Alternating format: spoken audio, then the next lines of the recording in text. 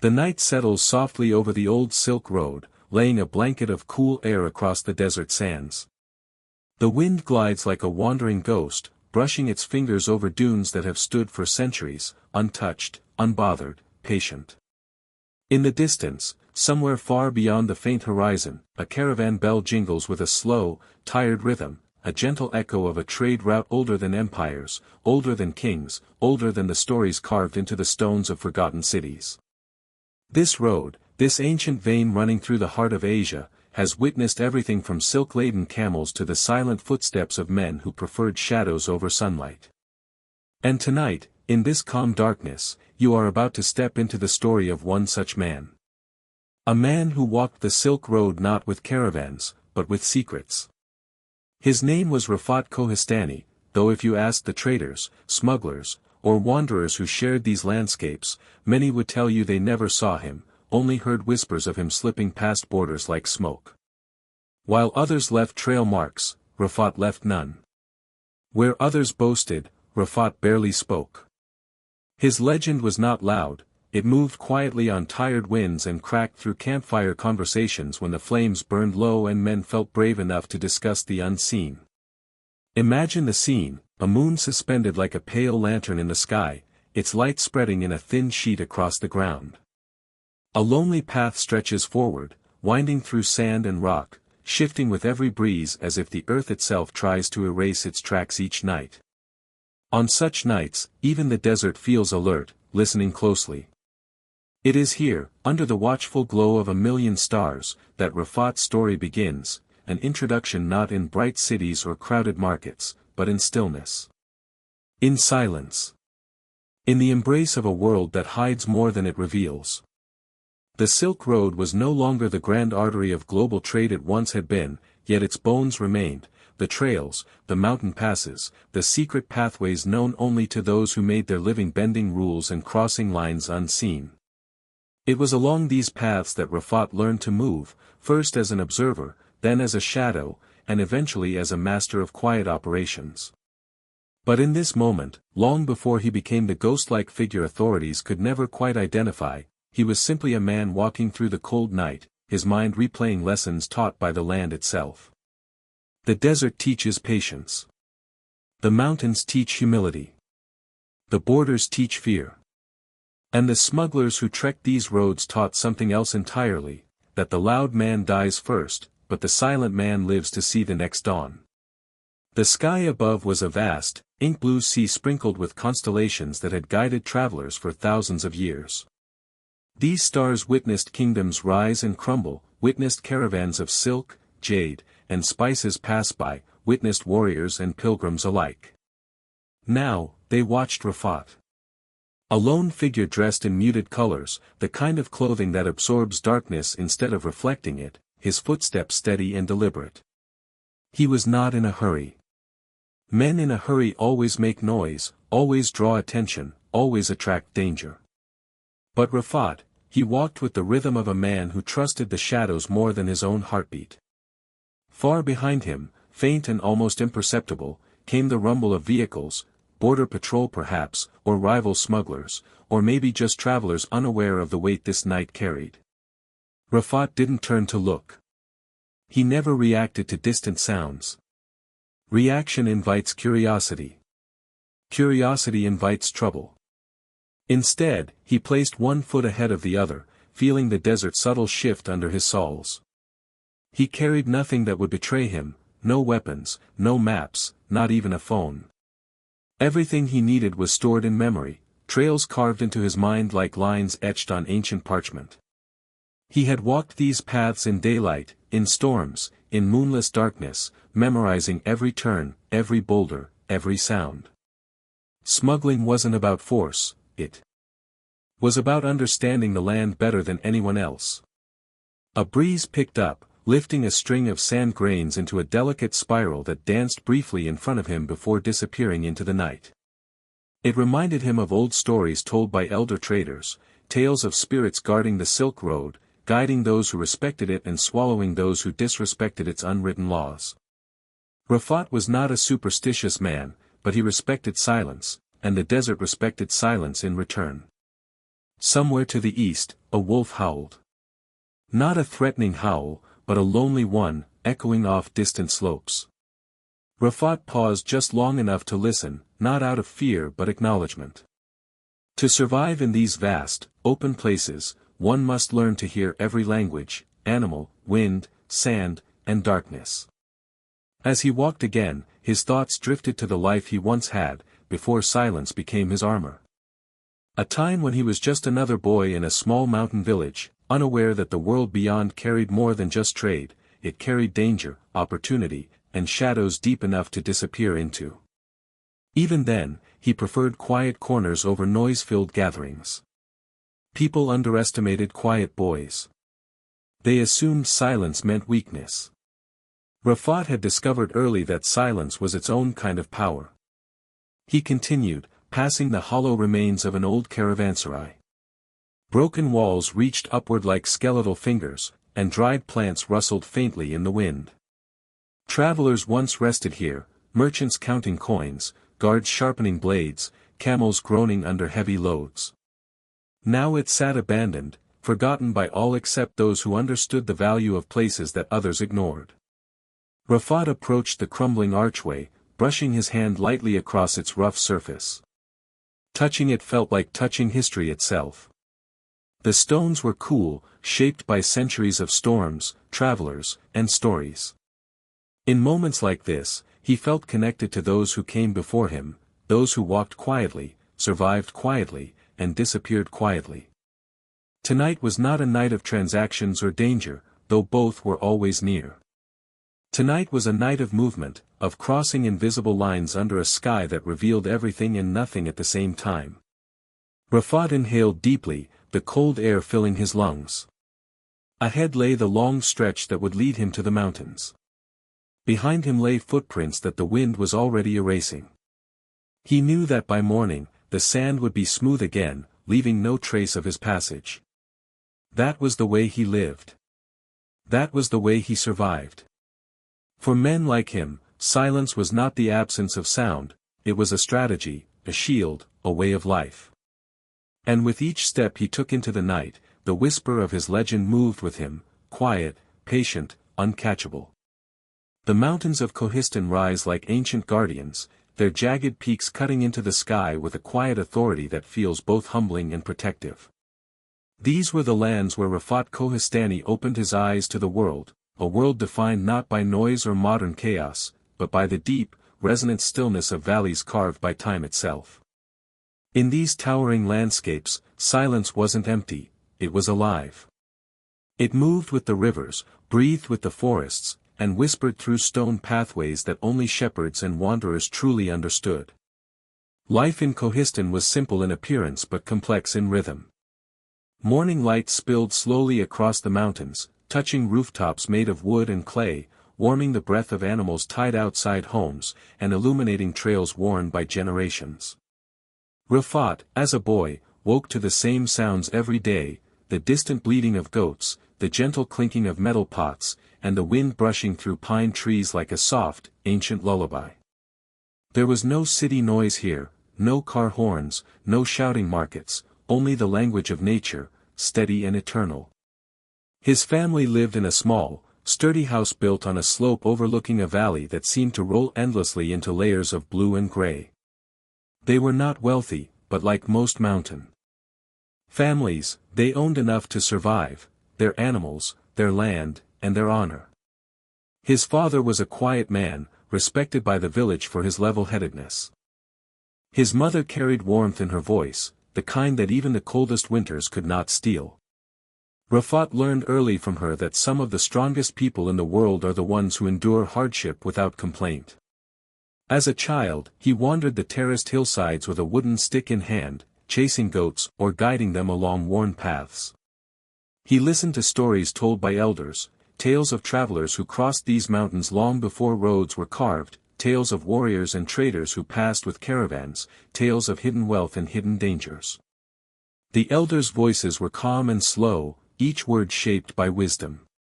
Rafat absorbed every detail. Even then, he paid attention in ways other children did not. In Kohistani, every household had legends of the mountains. Some said the peaks protected their people like silent sentinels.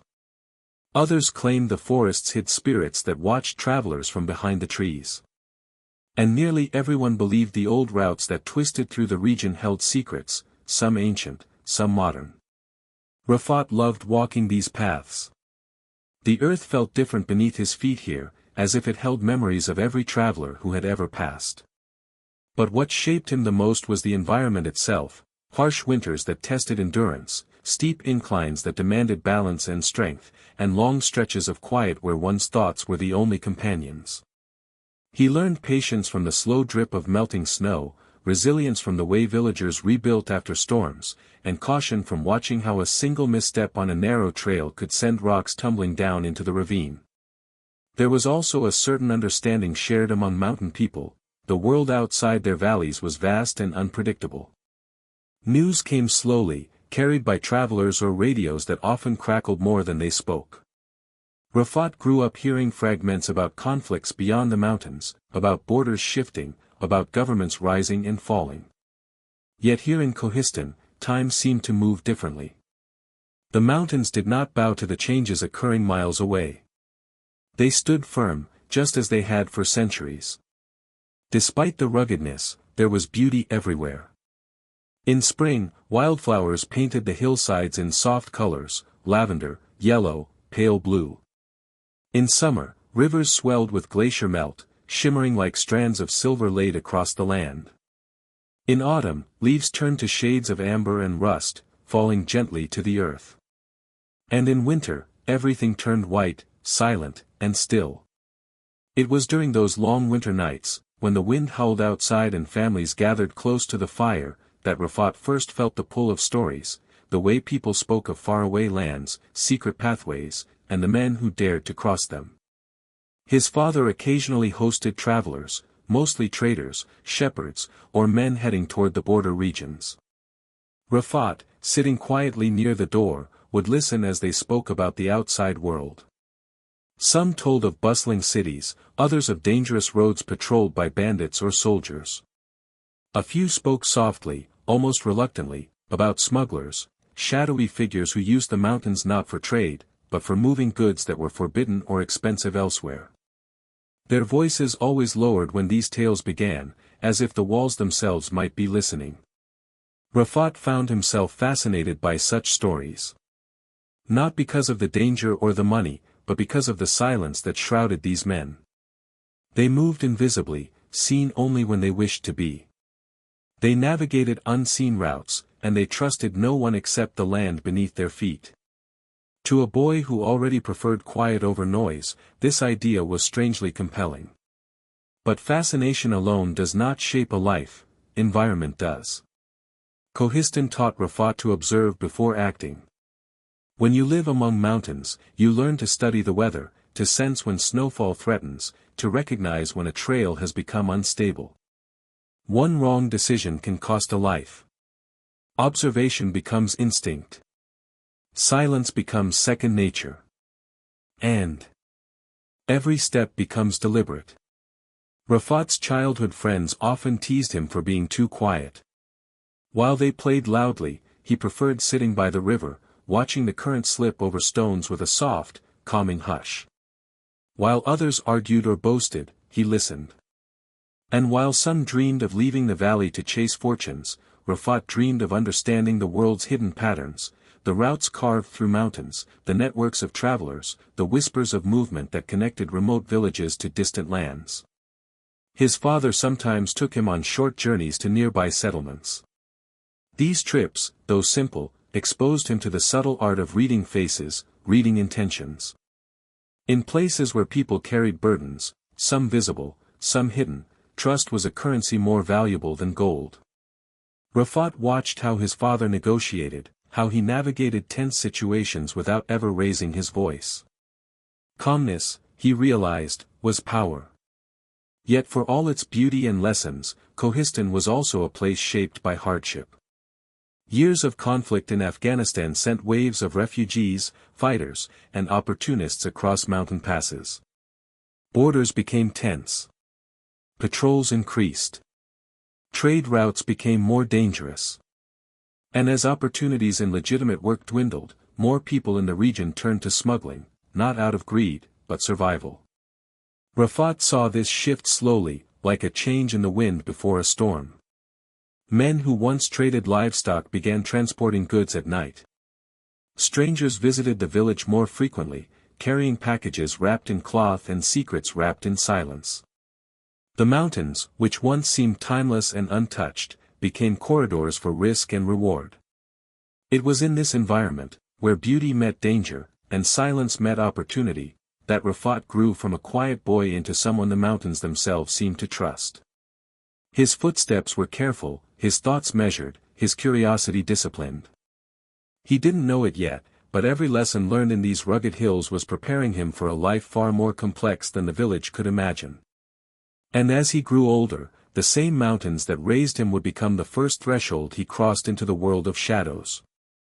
The first time Rafat saw smugglers up close, he was barely a teenager. It happened on a late afternoon when the sun dipped low behind the mountains, casting long golden shadows across the valley. The air felt different that day, thicker, charged, as if the land itself sensed something unusual approaching. Rafat was returning from the river with a bundle of firewood on his back when he heard footsteps on the narrow trail behind him. They were not the light, familiar steps of villagers. These footsteps were slow, heavy, and rhythmic, belonging to men who walked with purpose. He stopped and stepped to the side of the path, letting the strangers pass. 4 men appeared around the bend, dressed in dark clothing, their faces partially hidden behind scarves. They carried no visible weapons, yet there was something unmistakably dangerous about them. Their eyes were sharp but calm, scanning every detail of the landscape as if reading a silent language in the rocks and trees. Rafat felt a slow chill run down his spine, not fear exactly, but awareness. These were not ordinary travelers. Their silence was too controlled, too intentional. They moved like men who knew they were being watched even when alone. The leader glanced at Rafat for a brief second, a look that seemed to weigh and categorize him instantly, then continued walking without a word. It was the kind of look that stayed in a young mind long after the men disappeared around the next rocky turn. That evening, Rafat listened quietly as the villagers whispered about the men. No names were spoken, only descriptions and rumors. Some said they were transporting valuable goods. Others believed they were connected to networks spanning across the border. A few muttered that such paths were best avoided unless one wished to invite trouble. Rafat didn't speak, but something inside him stirred, not admiration, but curiosity. These men moved differently from anyone he had ever seen, and that difference fascinated him. Days passed, and Rafat began noticing signs he had once ignored: hoofprints leading away from abandoned trails, fresh ashes from campfires hidden between boulders, scattered footprints heading toward narrow mountain passes. The mountains, which once felt entirely his, suddenly felt shared. Someone else walked these paths quietly and skillfully, leaving only faint traces behind. His first real encounter with smuggling came unexpectedly. Rafat was helping his father repair a small stone wall on the outskirts of the village when a distant commotion pulled their attention toward the main road. 3 travelers had arrived, their donkeys loaded with sacks tied tightly under cloth. The animals looked exhausted, their sides heaving, their eyes dull with fatigue. Travelers often came through, but something was off about this group. They avoided eye contact, spoke in hushed tones, and kept glancing toward the mountains with nervous anticipation. Rafat's father watched them carefully, the way a seasoned man observes danger from a distance. When they left, he murmured a single sentence to his son: "There are people who walk these lands for reasons we do not ask about." Rafat nodded, but his mind was already turning. Why did some people avoid being seen? Why did their paths differ from ordinary trade routes? And why, of all places, did they choose the rugged, unforgiving mountains? One evening a few weeks later, as the moon rose full and bright over the valley, Rafat made a decision. He wrapped a shawl around his shoulders and slipped quietly out of the house. The world outside was silver and still, the air crisp enough to sting the lungs. He followed the trail toward the old pine grove, where he had seen unusual footprints earlier that day. The ground was soft, still wet from melted snow, making every mark stand out clearly. For a while, nothing happened. Rafat simply walked, listening to the quiet. Then, as he approached a bend in the path, he heard faint murmurs, voices too low to understand. Heart pounding softly, he crouched behind a cluster of rocks. Ahead, in a clearing, stood the same group of men he had seen weeks ago. They were unloading sacks from their donkeys, checking them meticulously in the moonlight. Rafat didn't understand what he was seeing, but the atmosphere told him enough. These men were not transporting ordinary supplies. Their movements were cautious yet efficient. One of them paused, listening intently to the wind. Rafat held his breath, praying the breeze wouldn't shift. Another man knelt and unwrapped a cloth bundle, revealing small objects that glimmered faintly, objects Rafat couldn't identify from where he hid. Suddenly, one of the men lifted his head sharply, as if sensing something. Rafat froze. His heart beat loudly in his ears. The man scanned the clearing slowly, his gaze sweeping dangerously close to where Rafat crouched. But after a few seconds, he looked away. Whatever instinct had brushed his awareness did not linger long enough to expose Rafat. Rafat remained hidden until the men finished their silent exchange. They wrapped their packages, retied their sacks, and moved deeper into the mountains. Only after their footsteps faded into the night did Rafat rise, his legs trembling slightly, not from fear, but from the weight of what he had witnessed. That moment marked a turning point. He now knew firsthand that the mountains carried not only the stories of villagers but the secrets of men who lived in the spaces between borders. In the days that followed, Rafat noticed more signs, faint, but unmistakable. New footprints on seldom-used paths. The scent of smoke drifting from places that should have been untouched. Rumors carried by travelers about shifting markets and rising tensions. The mountains seemed to hum with hidden activity. One afternoon, as Rafat gathered firewood near the river, he encountered a man sitting quietly on a boulder, staring into the water. His clothing and posture marked him as someone used to long journeys. Rafat approached cautiously. "You're far from your village," the man said without turning. "And you're far from yours," Rafat replied softly. A faint smile touched the stranger's lips. He studied Rafat a moment, then said, "These mountains teach young men many things. Some lessons are blessings. Others, burdens." Rafat didn't ask what he meant. He didn't need to. The man stood, lifted his light pack, and walked away with the same silent confidence Rafat had seen before. From that day on, Rafat sensed a subtle shift within himself. He became more observant, more attuned to details others ignored. He learned to move quietly, to read trails, to listen to the language of the night. The smugglers did not recruit him, nor did he seek them out. But the first encounters planted a seed, one that would grow slowly, shaping the path he would take.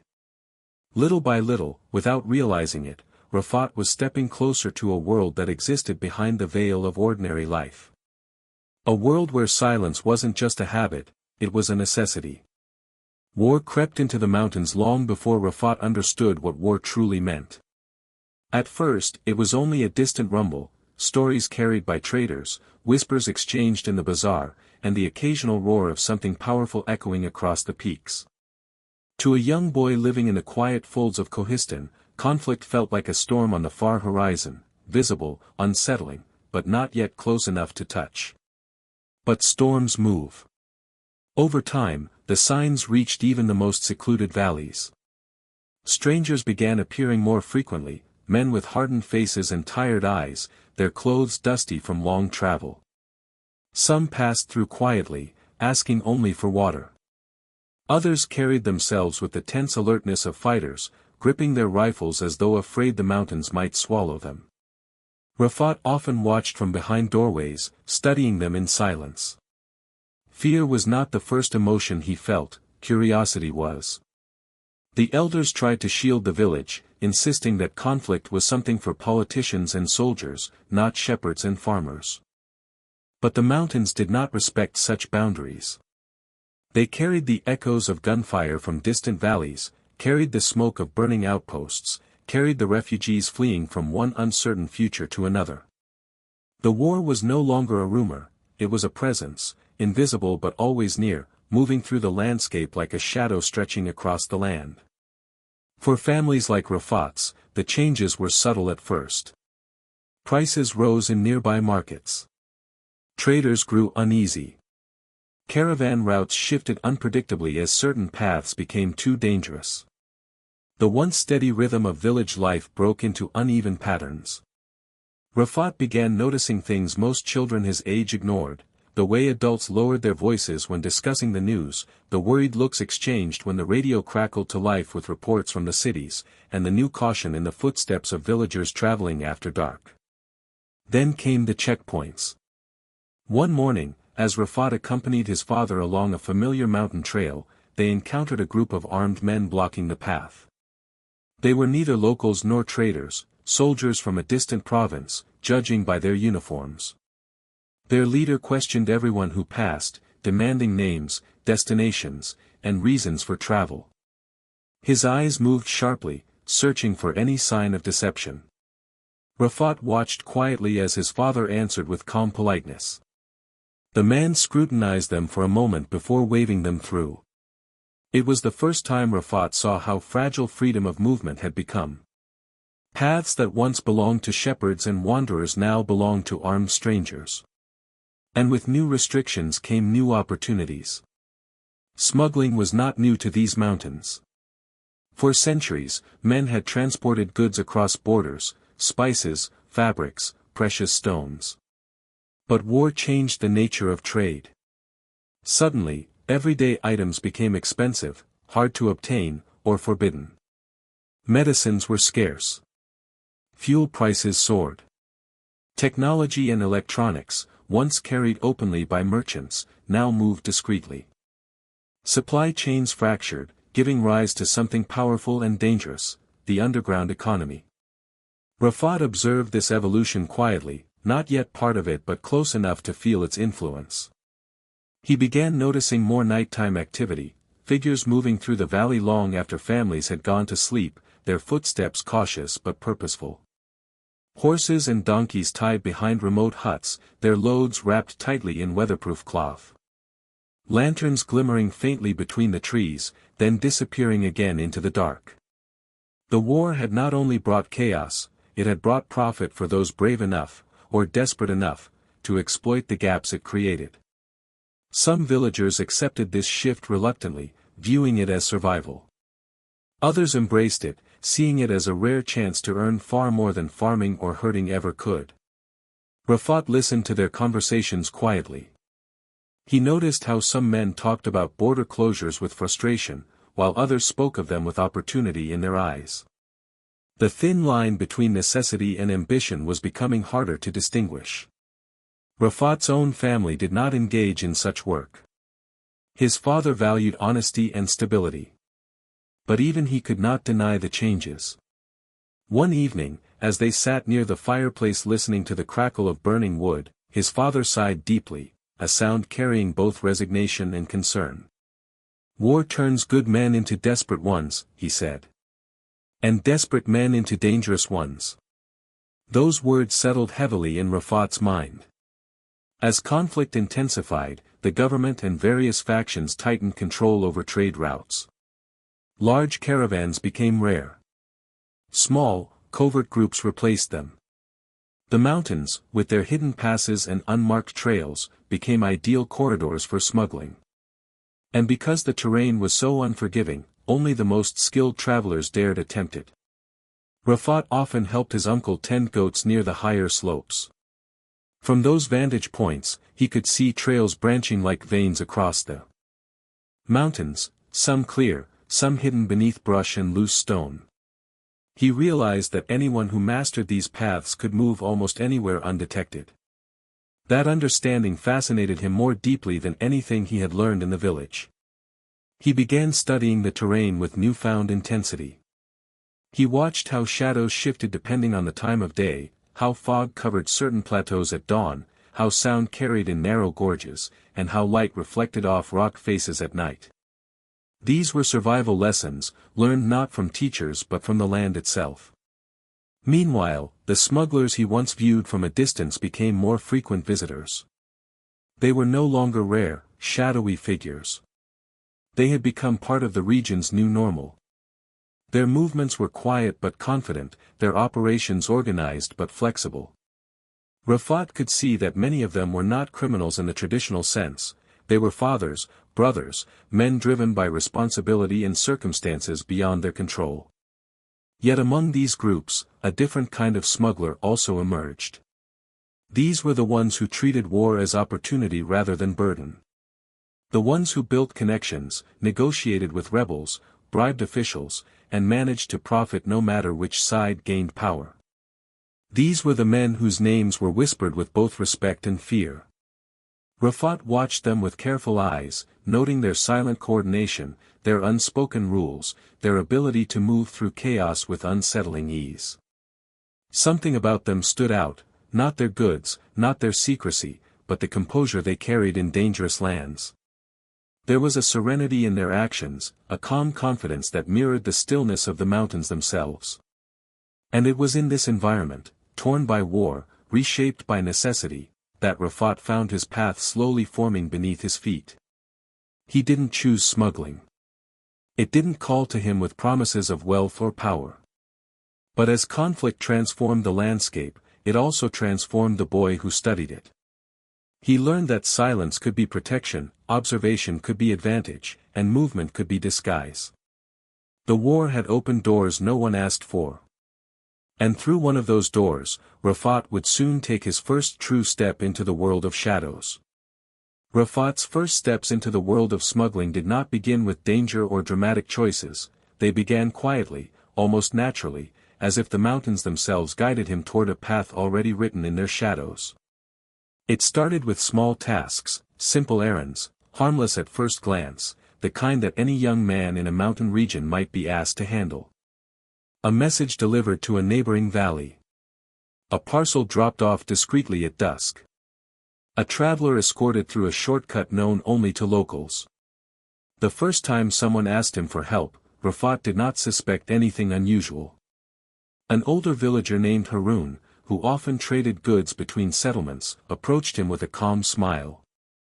Harun was known for his long journeys and his ability to navigate terrain others avoided. He had a gentle voice and a pair of eyes that seemed to read people effortlessly. "Rafat," he said one afternoon, "you're good with the trails. Better than most grown men. I need you to deliver this small package to the shepherd's hut near the ridge before sundown. The man is expecting it." He offered a few coins, more than anyone usually paid for such a task. Rafat hesitated for only a moment. The request sounded ordinary, and Harun had never been associated with trouble. So he accepted the package, wrapped in plain cloth, tied neatly with twine.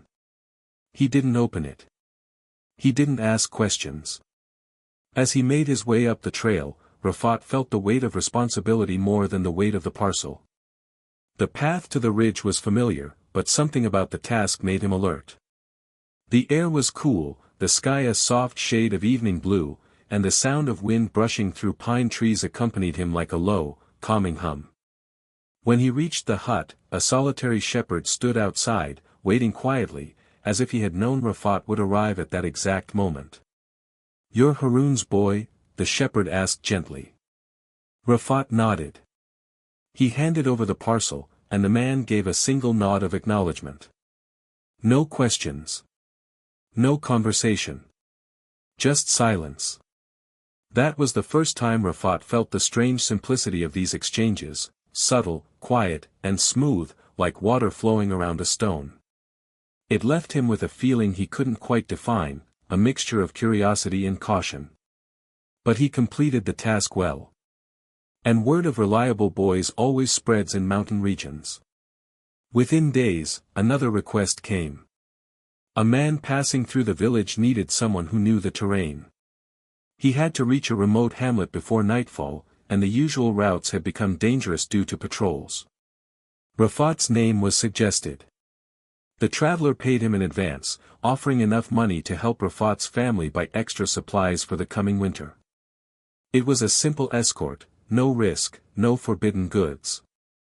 But the man's silence, the way he scanned every ridge before stepping forward, the way he avoided the main paths, these details made Rafat's instincts sharpen. He guided the traveler through a dense cluster of trees, across a rocky slope, and down into a small valley sheltered from the wind. As they approached a fork in the path, the man stopped. "Tell me," he said quietly, "do you always move this quietly? Most people make noise without realizing it." Rafat blinked, unsure how to respond. "You watch your surroundings," the man continued. "You step where the rocks won't slide.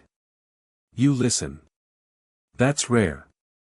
It was the first time anyone articulated a skill Rafat himself did not fully realize he possessed.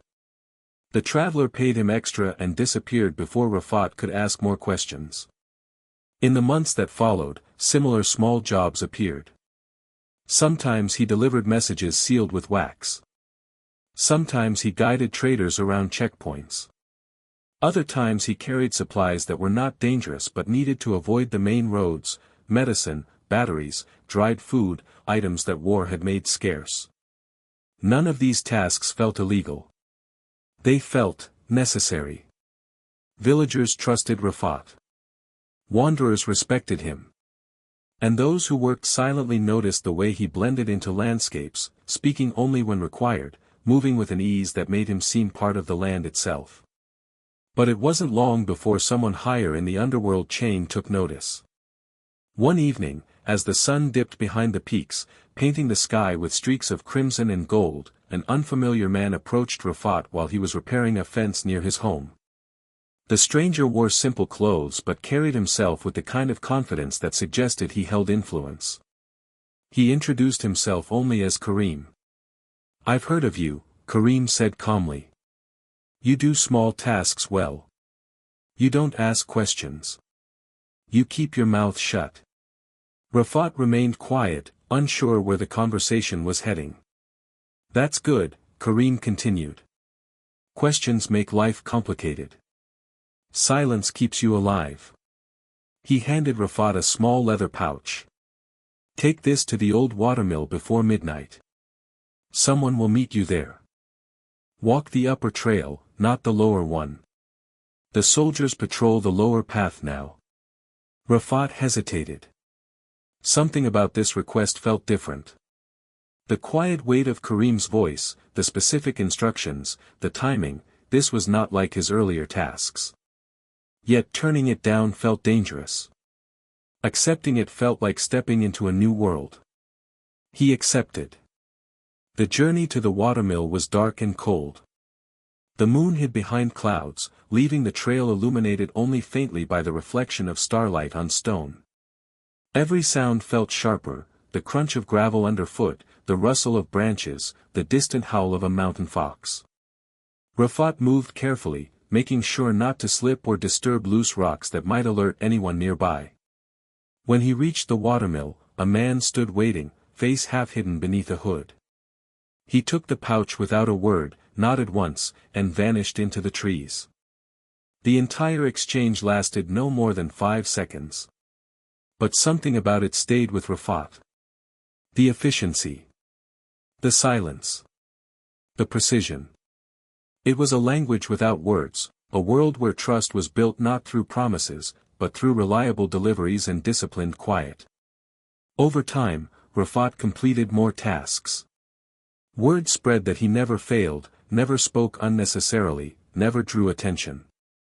For the men moving goods through mountain shadows, this was invaluable. One evening, Haroun, the man who gave him his first parcel, pulled him aside. "You know," he said gently, "some paths, once taken, are hard to leave. If you continue, your life will change in ways you may not be ready for." Rafat remained silent. Haroun gave a small, sad smile. "Silence," he said softly, "can be both a strength and a price."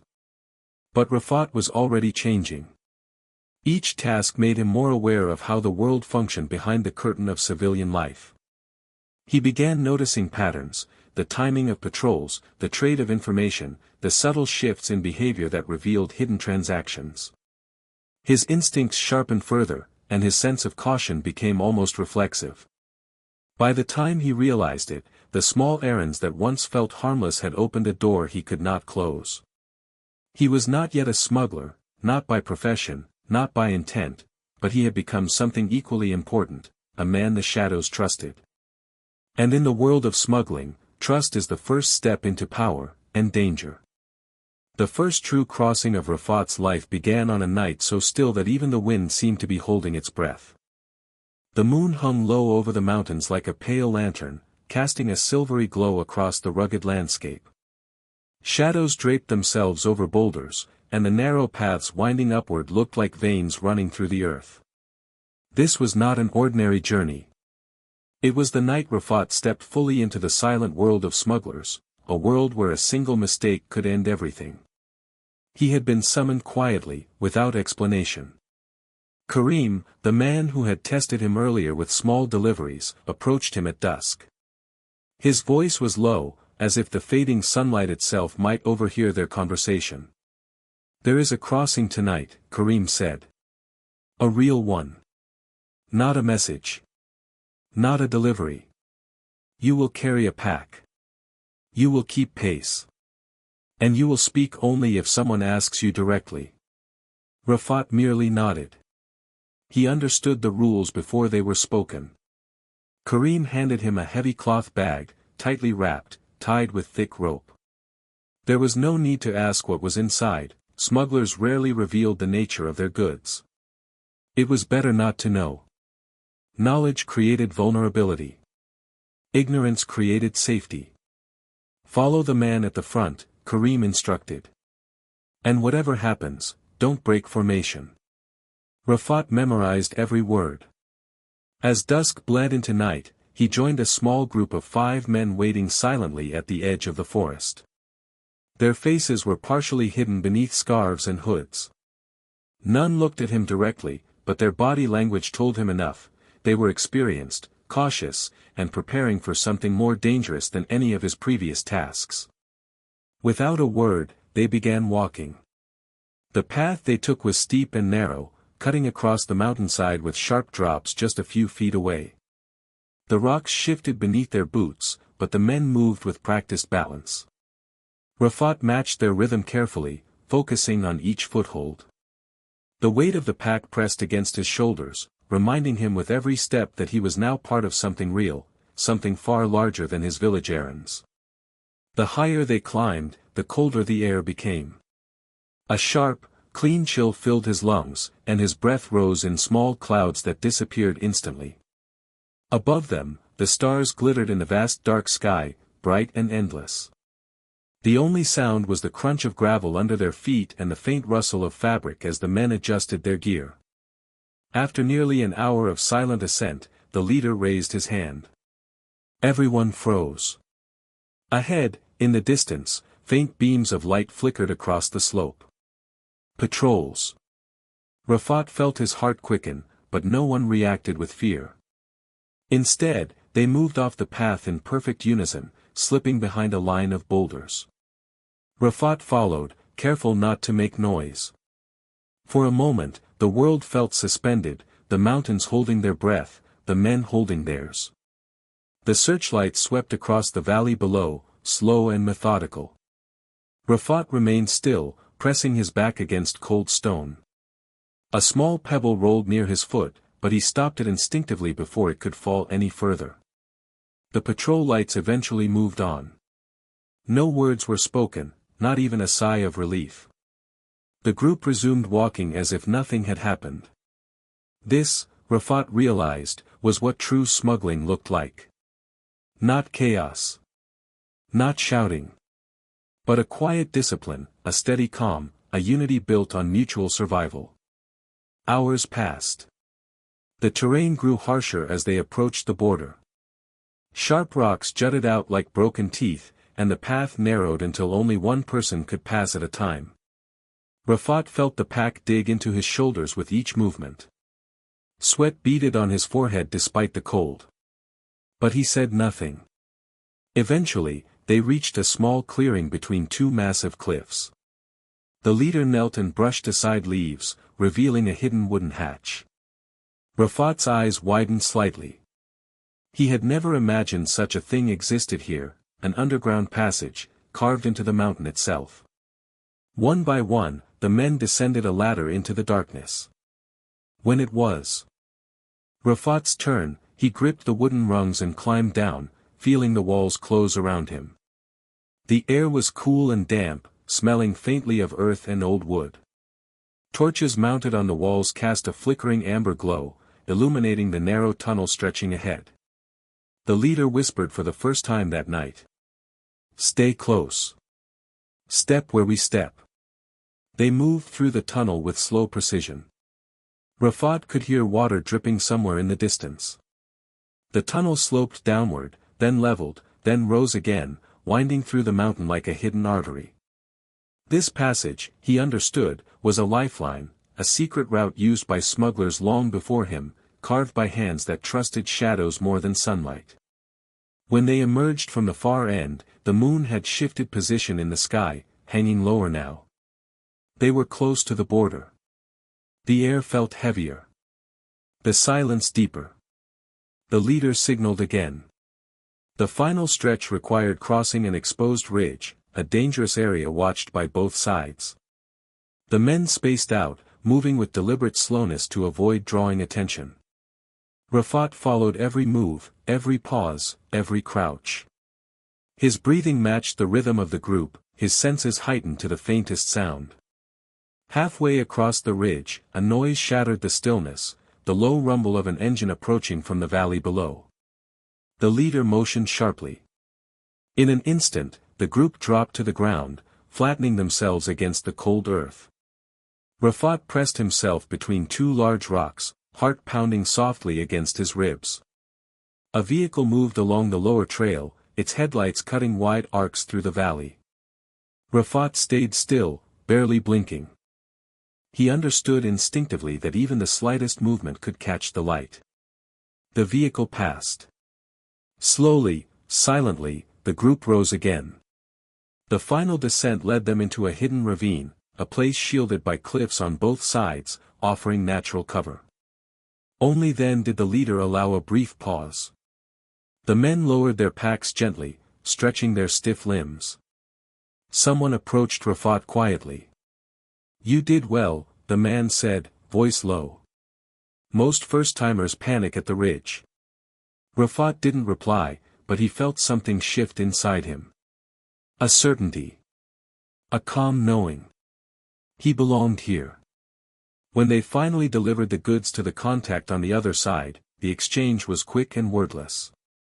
No faces were fully revealed. No money changed hands in the open. Everything moved like a choreographed ritual. As they made the return journey, dawn began to color the sky with shades of soft pink and pale gold.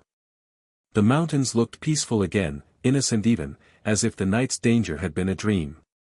Rafat walked with quiet pride. Karim's voice echoed in his mind, "Silence keeps you alive." And now, he knew the truth of it. This crossing was not just a task. It was an initiation. He had stepped into the world of shadows, and the shadows had accepted him. As Rafat's reputation quietly grew, the world around him began to reveal its deeper layers, layers woven from alliances, secret deals, unspoken agreements, and fragile understandings between groups who shared the same rugged terrain but lived entirely different lives. Afghanistan, Pakistan, Tajikistan, and Iran were more than neighboring nations. They were pieces of a vast chessboard constantly shifting under the pressure of conflict, poverty, opportunity, and ambition. And in this shifting landscape, smugglers were the invisible currents connecting worlds that governments tried and often failed to separate. Rafat found himself slowly drawn into this unseen network. Not because he sought power or money, but because the men who silently moved goods across the region recognized something rare in him: discipline, composure, and above all, trustworthiness. A man who could keep a secret was more valuable than a man who could carry a heavy load. It was during one of his post-crossing evenings that Karim introduced him to a new circle. They sat on woven rugs inside a dimly lit room, warmed by a small iron stove radiating a soft, steady heat. The air carried the scent of burning pine wood and black tea. Instead of loud conversation, the men spoke in calm, measured voices. "These are not traitors," Karim told him quietly. "They are the backbone of our routes. Without them, nothing moves." The men greeted Rafat with nods, not smiles. Smiles were rare in their line of work, they implied familiarity, and familiarity led to weaknesses. Instead, their eyes studied him, calm, curious, assessing. Over the next weeks, Rafat learned how diverse this network truly was. There were seasoned smugglers who had crossed borders since before he was born. There were merchants who disguised illegal cargo among legitimate goods. There were guides who knew the mountains like their own heartbeat. There were intermediaries who resolved disputes without violence, using knowledge instead of guns. And there were war profiteers, men who turned instability into opportunity, dealing with whichever side offered more. Each group had its own code, its own boundaries, its own hierarchy. But within that complexity, one rule bound them all: silence was survival. Rafat's role grew quietly. He began assisting in coordination between small teams, nothing major at first, mostly helping determine safe timings for crossings or alerting groups to increased patrol activity. His observations were sharper than most realized. He noticed patterns others missed: the way certain checkpoints increased their presence after lunch, the weekly shift changes of border guards, the direction patrol dogs were trained to follow. His insight saved several groups from being intercepted. Word spread. Yet Rafat never boasted. His silence continued to shape his reputation more than any praise could. One evening, he was invited to join a meeting in a remote border settlement. The journey there was long, and the wind blew dust across the ground like whispered secrets floating through the air. When they arrived at the settlement, Rafat saw a gathering unlike anything before: traders from northern provinces, middlemen from eastern routes, and a few stern-faced individuals representing factions involved in the ongoing conflict. Men who would normally be enemies were sitting around the same fire. This, Rafat realized, was the heart of the underworld network, a place where politics dissolved and profit united. The meeting began with polite exchanges over hot tea. Then, the conversation shifted to business. Routes needed to be adjusted because border enforcement had tightened. A shipment of radios needed a new carrier. A mountain pass used for generations had collapsed due to a landslide. Each piece of information carried implications that stretched for miles. Rafat listened carefully. He observed not only the words but the dynamics between the men, the subtle nods, the pauses, the coded phrases spoken as casually as greetings. Conflict was avoided through calm negotiation and respect. He saw that the greatest danger wasn't always authorities or rival groups, it was miscommunication. At one point, a disagreement arose between two factions over responsibility for a delayed shipment. Voices remained low, but tension hummed in the air like an approaching storm. The room grew still. Rafat watched as Karim intervened, slowly, gently, with the practiced grace of someone who had mediated dozens of such disputes. He spoke little. Instead, he guided the conversation back to facts, reminded each side of past cooperation, and offered a practical compromise. What could have led to a violent fallout dissolved into reluctant agreement. Rafat was impressed. He realized then that in this shadow world, the most powerful individuals were not those who carried weapons, but those who could calm storms before they formed. After the meeting ended and the men dispersed, Karim turned to Rafat. "You see now?" he asked. "Violence draws attention. Attention brings the government. The smart men avoid both." Rafat nodded, absorbing each word. Over time, Rafat began working closely with men from Tajikistan and northern Pakistan, traders who operated in night markets glowing beneath strings of dim lanterns. These markets, hidden in valleys or behind old fort walls, buzzed with discreet transactions long after the rest of the world slept. Rafat observed how goods moved through hands without paperwork, without questions, without names. The rhythm was smooth, almost serene. He learned how payments were split without argument, how disputes were settled with respect, and how trust was reinforced through actions rather than promises. In this ecosystem, your reputation was your shield, your currency, and your legacy. The smuggling network was not built on fear as outsiders believed. It was built on interdependence. A single mistake could collapse an entire route, affecting men hundreds of kilometers away. And so, Rafat's quiet attention to detail became invaluable. He learned signals used by night couriers, stones stacked in patterns, twigs placed intentionally, faint scratches on tree trunks marking a safe path.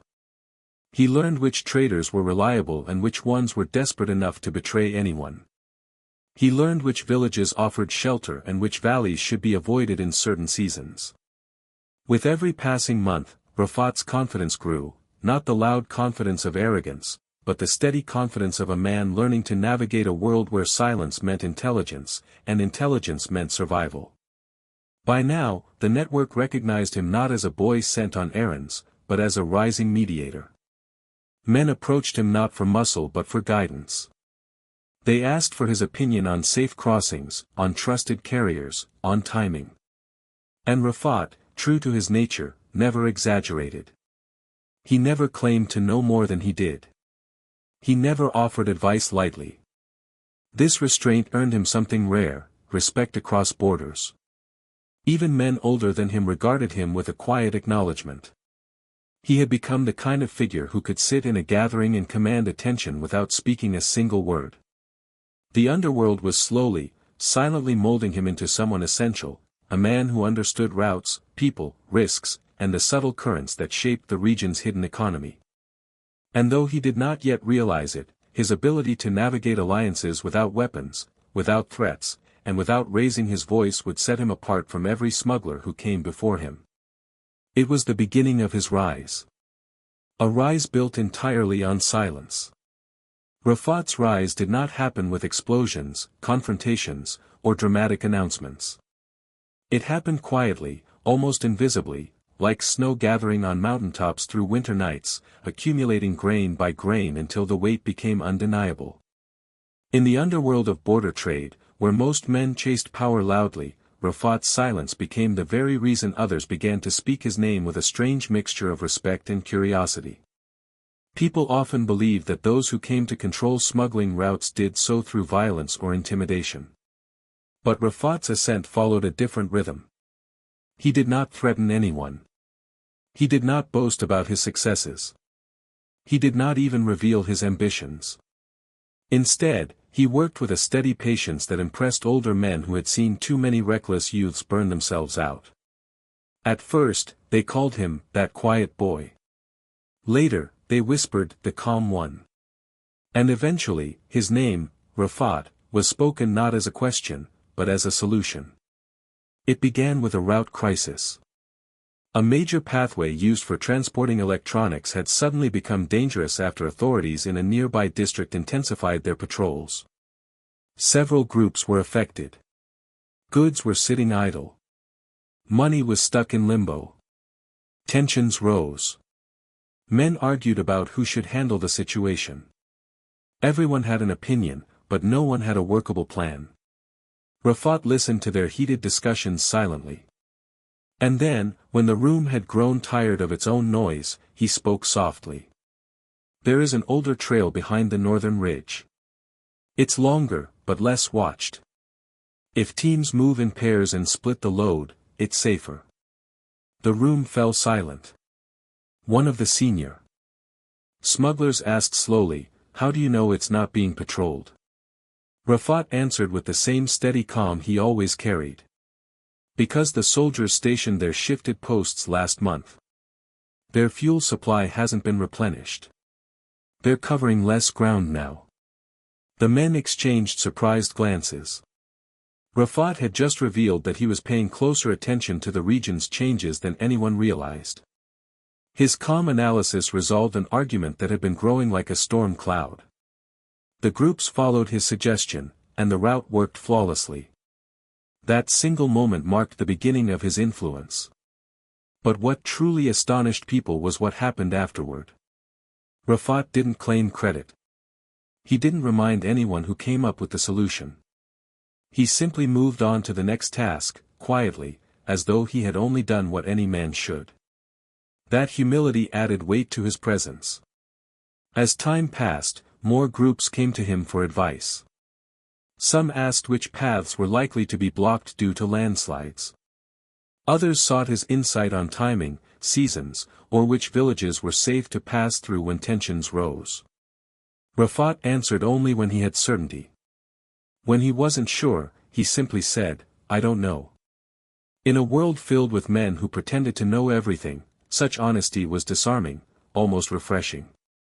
Trust grew around him like roots spreading through soil. He was given more responsibility, not because he demanded it, but because no one else wanted anyone else in the role. The network began relying on him to coordinate the movements of multiple teams. Rafat didn't control people, he guided them. He didn't command, he suggested. And yet, his advice carried more weight than the shouted orders of men twice his age. He became known for making complex operations look effortless. After all, he never overloaded a route, never paired incompatible groups, never sent inexperienced smugglers into high-risk areas, and never pushed anyone to hurry. He understood something most smugglers forgot: rushing created mistakes, and mistakes created evidence. Rafat's steady hand kept the network functioning smoothly. But his rise wasn't only due to strategy. It was also due to his temperament. When disputes arose between teams, arguments about payment, delays, or damaged goods, Karim often brought Rafat along. At first, Rafat sat quietly, observing the dynamic. But soon, he began offering small comments that diffused tension. Not by confronting anyone directly, but by redirecting their focus to shared interest. "We all lose if this continues," he would say gently.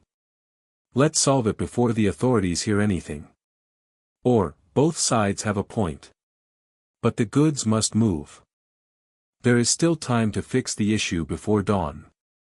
His calm was contagious. Men who entered a meeting angry often left quiet, reflective, even cooperative. Rafat understood that violence within a network caused more damage than any external threat. His talent for negotiation turned him into the man people wanted present when things risked falling apart. And so, without raising his voice once, he became a coordinator, a quiet center holding together a wheel of moving parts. But what truly solidified his reputation was the contrast he created. While other smugglers celebrated every successful crossing with loud gatherings, extravagant spending, or alcohol-fueled boasting, Rafat did none of that. After a major operation, when his peers would be drinking and shouting under lantern light, Rafat would simply return home, wash his hands, eat a modest meal with his family, and sleep. He had no desire for the flashy lifestyle that ensnared so many others. No interest in gold rings, fancy clothes, or weapons carved with ornate designs. He wore the same simple outfits he always had: wool shawls, sturdy but worn boots, and dark tunics that blended into the night. Some men mocked him for his simplicity. But others recognized something deeper: he was not distracted by greed. He was not seduced by excess. He was focused, disciplined, and strangely incorruptible. These qualities made him both admired and feared. Not because he commanded with force, but because he commanded with presence. A rare, quiet presence that felt more stable than the mountains themselves. Rafat didn't want to be a leader. But leadership gravitated toward him anyway. Slowly, his name began circulating in conversations between traders across the region. Ask Rafat, he knows the safe routes. Rafat will handle it. He never fails. Speak to the Kohistani boy, he listens before he speaks. And gradually, he was no longer the boy. He had become a figure, a shadow whose influence stretched farther than any weapon could, a strategist whose silence carried the weight of wisdom, a rising force who built an empire not through fear, but through method. And though he did not realize it yet, he had already stepped into the role that would define the rest of his life, the silent architect of a growing empire. The transformation of Rafat's operations from modest mountain crossings to a sophisticated web of international routes did not happen overnight. It unfolded gradually, like the widening rings of a stone dropped into still water. Yet when the change finally became visible, the underworld recognized it instantly. Rafat was no longer managing trails, he was resurrecting an ancient trade network in the modern world. The Silk Road, long abandoned by merchants, found new life through men who moved in silence. And Rafat became one of its quiet architects. His expansion began with observation. Rafat had always been a student of patterns, not just the patterns of border patrols or mountain weather, but the patterns of supply and demand across entire regions. While most smugglers focused on immediate profit, Rafat thought in terms of long-term strategy. He watched which goods caused tension. He listened to conversations between traders from distant provinces. He paid attention to shortages in one area and surpluses in another. Slowly, a map formed in his mind, not the kind etched on parchment, but a living, breathing network of roads, valleys, ports, checkpoints, and people. A map full of opportunities hiding behind danger, and value hiding behind risk. One winter night, as he sat near a fire with a group of seasoned smugglers from the north, he asked a simple question: why not expand beyond our immediate borders? Why not follow the older routes, those used before modern checkpoints existed? The men looked at him, startled. They weren't used to younger members thinking beyond their small zones. But Rafat's tone was gentle, not ambitious. He spoke without hype, without excitement, just clarity. The mountains connect us all. He continued. Our ancestors used the passes to travel from Samarkand to Kabul, from Mashhad to Gilgit. The paths still exist. We're the ones who forgot them. The older men exchanged glances. It wasn't that they hadn't considered it, they simply hadn't believed it could be done with modern surveillance. But Rafat was not proposing reckless movement. He was proposing method. Over the next months, he traveled, not with cargo, but with purpose. He visited valleys in northern Afghanistan, observing the routes smugglers used to slip into Tajikistan.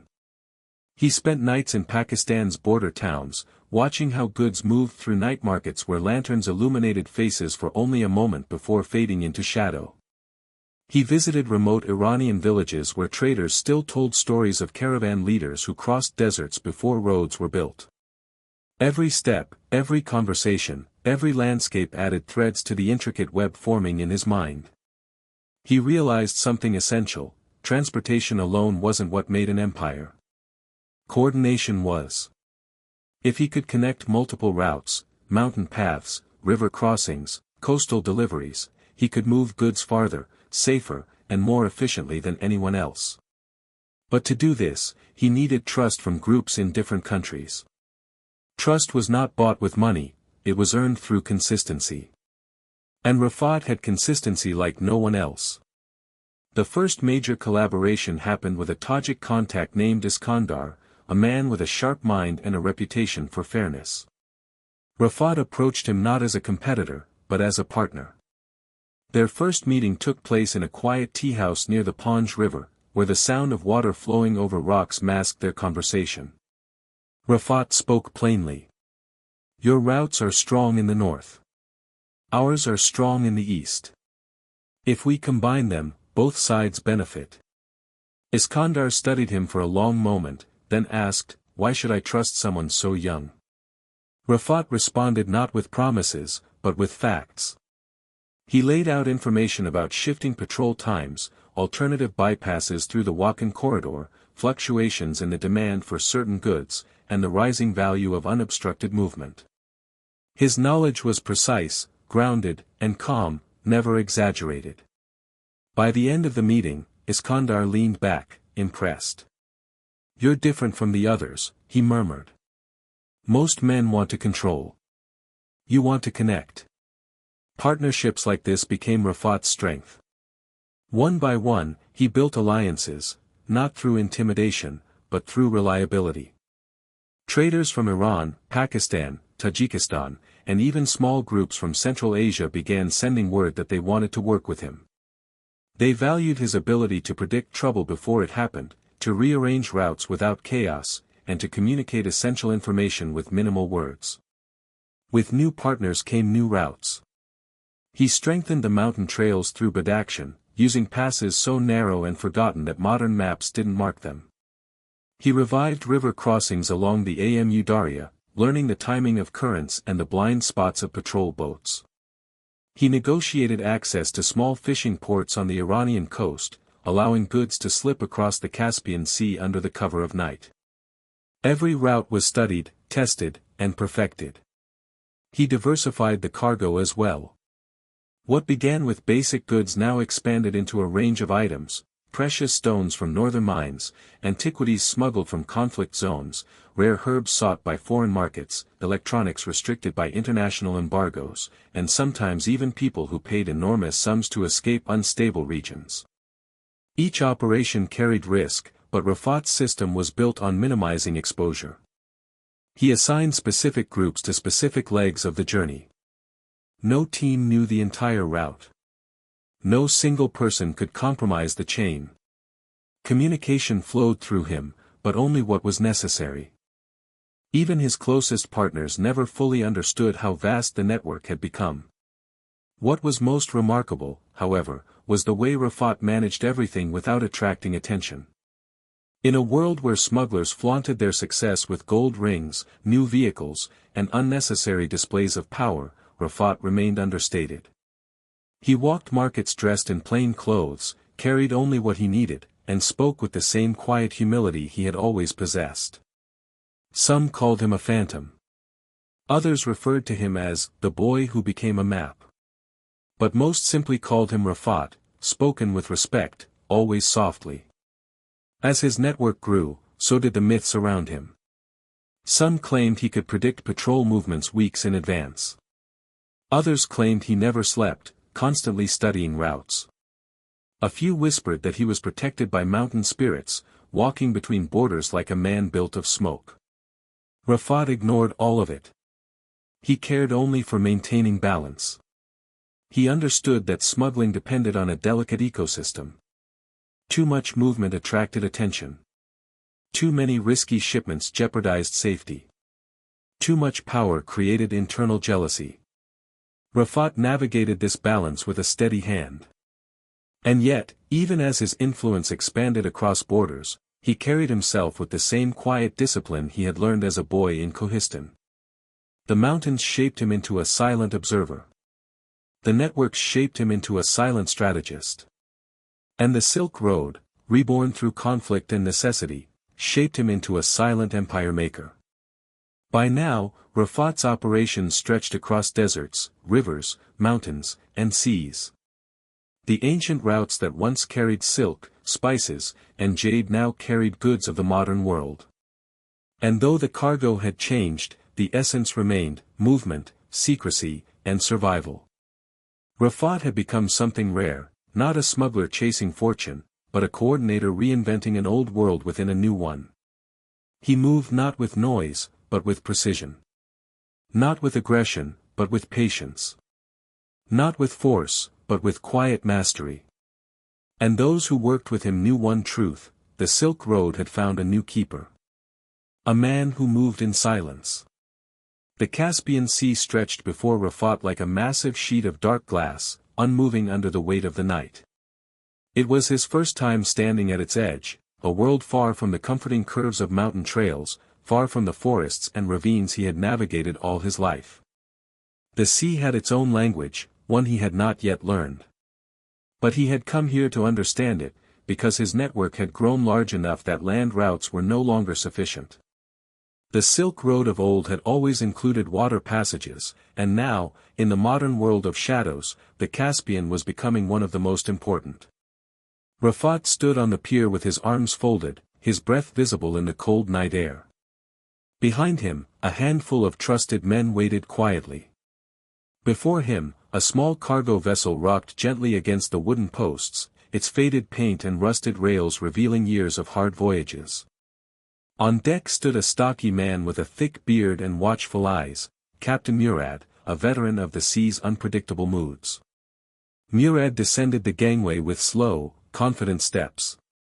When he reached Rafat, he studied him carefully. "You're the one they call the Silent One," Murad said, his voice deep and gravelly.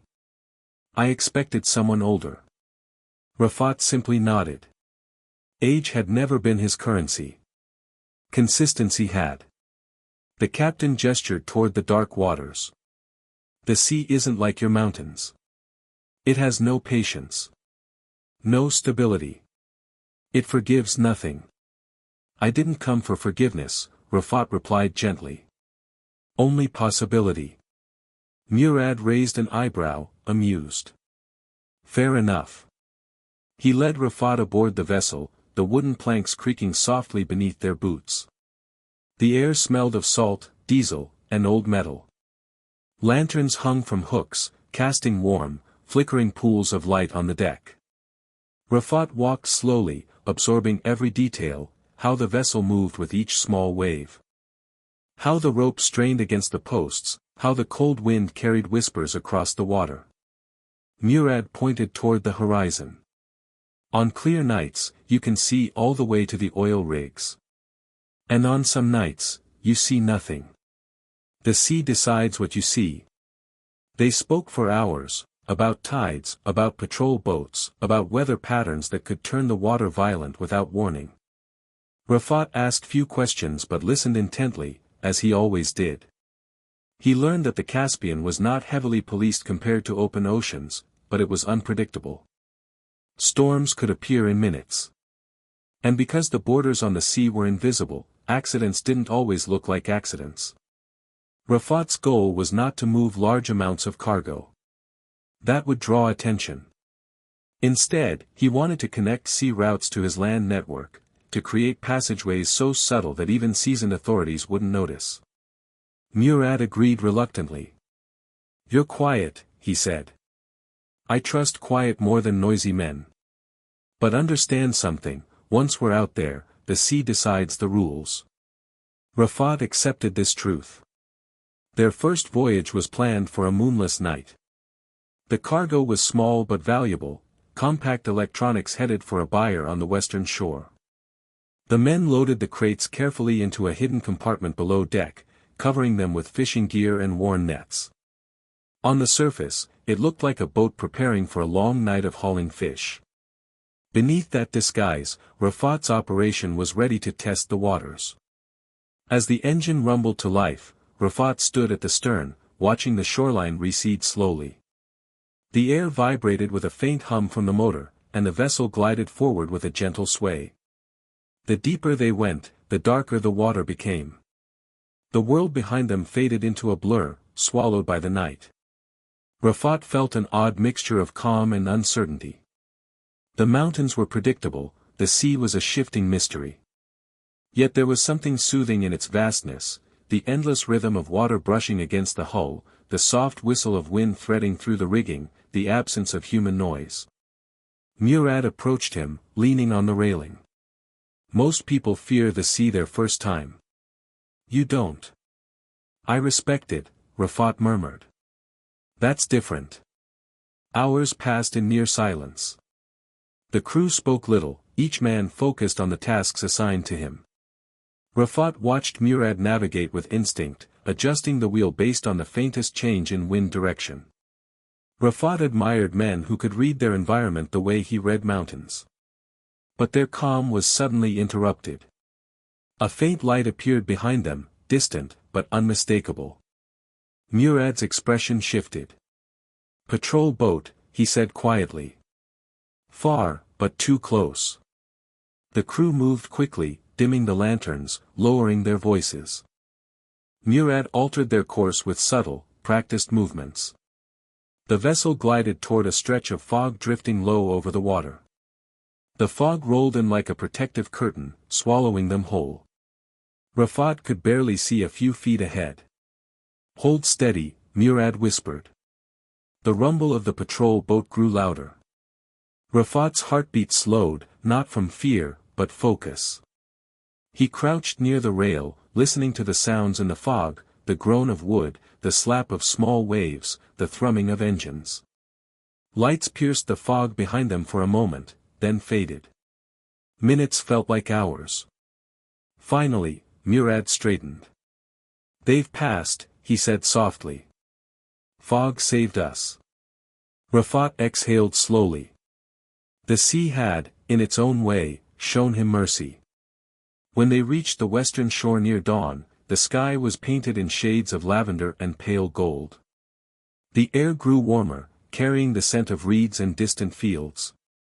They docked at a small, hidden inlet where two men waited silently. The exchange was swift, wordless. Cargo out. Payment in. No acknowledgements. No unnecessary conversation. As they began their return journey, Rafat stood at the bow, letting the morning breeze cool his face. He realized something important: this was not simply another route. This was a new chapter in his growing empire. The mountains had shaped him, but the sea was teaching him something else: adaptability. It wasn't long before he used the Caspian as an extension of his network. Not frequently, not greedily, just enough to make certain routes unpredictable to authorities. Some shipments left Afghanistan by foot, crossed borders by donkey, moved through rivers by raft, and sailed into new worlds by boat. The complexity protected them. The subtlety kept them invisible. Over time, Rafat mastered the language of the sea the same way he had mastered the language of the mountains. He learned when to sail, when to hide, when to wait, and when to trust the moonless nights. And Murad, once doubtful of the young smuggler, grew to admire him. "You move like the tide," he said once. "Quiet. Predictable to no one but yourself." Rafat said nothing. He simply watched the horizon, where the sky met the water in a seamless line, an endless path for those willing to move without leaving a trace. The Caspian had become part of his realm. A silent body supporting a silent empire. And with every crossing, Rafat stepped further into the legend he never intended to create. Wealth has a sound to it, usually loud, clattering, boastful. It echoes through bright cars, gold rings, and extravagant gatherings. But when wealth found Rafat, it made no sound at all. It entered his life the same way he walked through the mountains, quietly, carefully, with no desire to be seen. It accumulated not in palaces or bank accounts that drew attention, but in layers of influence, trust, and the silent respect of men who relied on him from one border to the next. By the time Rafat reached his late 20s, he had become something unusual, a kingpin without the attitude of one. His empire stretched across multiple countries, yet he still lived a life that looked almost identical to the one he had lived as a younger man. He did not move to a lavish home. He did not buy new cars. He did not decorate himself with gold or silver. Instead, he stayed grounded, choosing simplicity over spectacle. He lived in a modest house near the foothills, stone walls, wooden beams, and a roof repaired by his own hands. Neighbors often wondered why someone with such growing influence continued living so humbly. But Rafat understood a truth most smugglers ignored: attention was a debt that serious men could not afford. Those who flaunted wealth attracted envy. Envy attracted informants. Informants attracted authorities. One by one, Rafat watched loud men fall, dragged away in chains or buried quietly in shallow graves. And each time, people turned their eyes back to Rafat, the silent one who blended into crowds, who walked markets unnoticed, who never let greed distort his judgment. Even in private, he rejected excess. The money he earned flowed like a river into the lives of others, building schools in remote villages, supporting widows whose families had been shattered by war, repairing roads used by farmers and shepherds long before smugglers needed them. He gave without being asked, and without taking credit. The people respected him without knowing why. They only knew that help arrived, steady and quiet. Inside the underworld, Rafat's humility made him something like a myth. Whispers circled across borders: he doesn't drink. He doesn't chase women. He never shows anger. He wears the same clothes every season. He could buy half the province, but he prefers silence. Men who had once been skeptical now admired him. He had no vanity. No visible weaknesses. No unpredictable habits. Those who tried to read him only met calm eyes and a mind impossible to provoke. But what truly set Rafat apart was the way he ran his operations. Unlike other kingpins who centralized power, Rafat decentralized everything. Each route, each group, each region operated independently. No one knew the full picture except him. It made betrayal difficult and infiltration nearly impossible. He used coded systems of communication that relied not on devices, but on patterns: stones arranged in circles, chalk marks on old bricks, specific knots tied into ropes. These signals belonged to no era, they belonged to the land itself. And yet, with all this complexity, Rafat's personal habits remained disarmingly simple. He woke before dawn, brewed tea the way his mother taught him, and stood outside listening to the waking world, the rustle of trees, the distant bleat of goats, the quiet sigh of wind brushing across fields. The morning was always the same, no matter how large his empire grew. After sunrise, he visited local marketplaces, blending into crowds, touching produce with the same care as any villager. Merchants greeted him politely, unaware of how far his influence reached. He preferred it that way. Those who worked for him learned quickly that Rafat rewarded silence, discipline, and consistency. He never raised his voice. When men failed, he did not scream or threaten. Instead, he observed them calmly and asked a single question: what will you do differently next time? The weight of those words carried more pressure than any threat could. Men corrected themselves, not out of fear, but out of respect. And that respect extended far beyond his borders. Tajik partners praised him for his fairness. Pakistani teams admired his precision. Iranian contacts valued his reliability. Even rival groups, those who competed for routes and clients, spoke of him in tones that lacked hostility. Rafat had no desire to dominate. He simply wanted to maintain balance. In the chaotic world of smuggling, where violence could erupt over a rumor, Rafat became something rare, a stabilizing force. But stability came with a cost. Rafat's world grew quieter as his responsibilities increased. He trusted very few people now.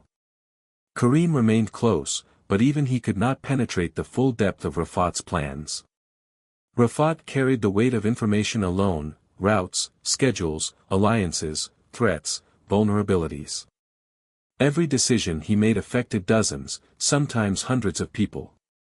And though he bore this burden calmly, it created a solitude deeper than the mountain valleys where he once played as a boy. Some nights, when the moon hung low and the world outside slept, Rafat would sit by his window, watching the shadows dance across the ground. He wondered what his life might have been if he had remained a shepherd's son, untouched by war and opportunity. But he never regretted the path he had chosen. The mountains had taught him to walk without fear. The sea had taught him to adapt. And the underworld had taught him that even power could be wielded without cruelty. The men who envied him from afar failed to understand a crucial truth: Rafat's greatest strength was not his network. It was his ability to be invisible. He didn't leave a trail of enemies. He didn't create scandals. He didn't let wealth distort his life. And that invisibility became so perfect, so complete, that even government agents who collected intelligence across borders struggled to find anything concrete about him. They heard rumors. They intercepted whispers. But no one could confirm his face, his home, or his movements. Some believed he was a myth. Others thought he was multiple people. A few insisted he was protected by powerful factions. But the truth was simple: Rafat hid in plain sight. He walked among ordinary people, carried himself like an ordinary man, and never let ego cloud his judgment. While other smugglers built thrones, Rafat built a shadow. A quiet empire made not of gold, but of silence. And the silence, once his shield, was becoming his crown. Rivalry is the heartbeat of the underworld. It pulses beneath every transaction, every handshake, every nighttime journey across a border. Most men in Rafat's world expected conflict, they counted on it, prepared for it, even welcomed it as a chance to assert dominance. But Rafat operated differently.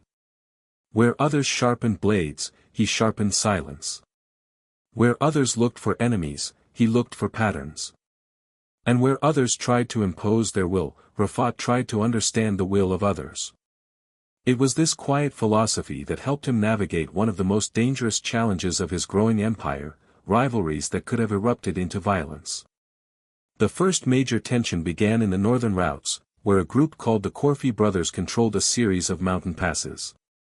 They had inherited their routes from their father, a stern, stubborn man who had ruled his small domain with force. When he died, the brothers continued his legacy, demanding high fees from anyone who passed through their territory. For years, smugglers accepted the arrangement grudgingly. But Rafat's rise changed the landscape. His routes bypassed the brothers' territory, reducing their income. Their pride suffered first. Their pockets soon followed. And with wounded pride came accusations. Rumors reached Rafat that the brothers blamed him for stealing their traders. For redirecting goods, for undermining their authority. Rafat could have ignored them. He could have reinforced his borders, prepared his men, or quietly eliminated the brothers' influence. But he understood something deeper: pride often caused more damage than hunger. So he went to them. Not with armed guards, not with threatening words, but with two unarmed companions, walking along a ridge under the shade of tall pines. The Korfi brothers met him in an abandoned stable perched on a cliff overlooking a valley.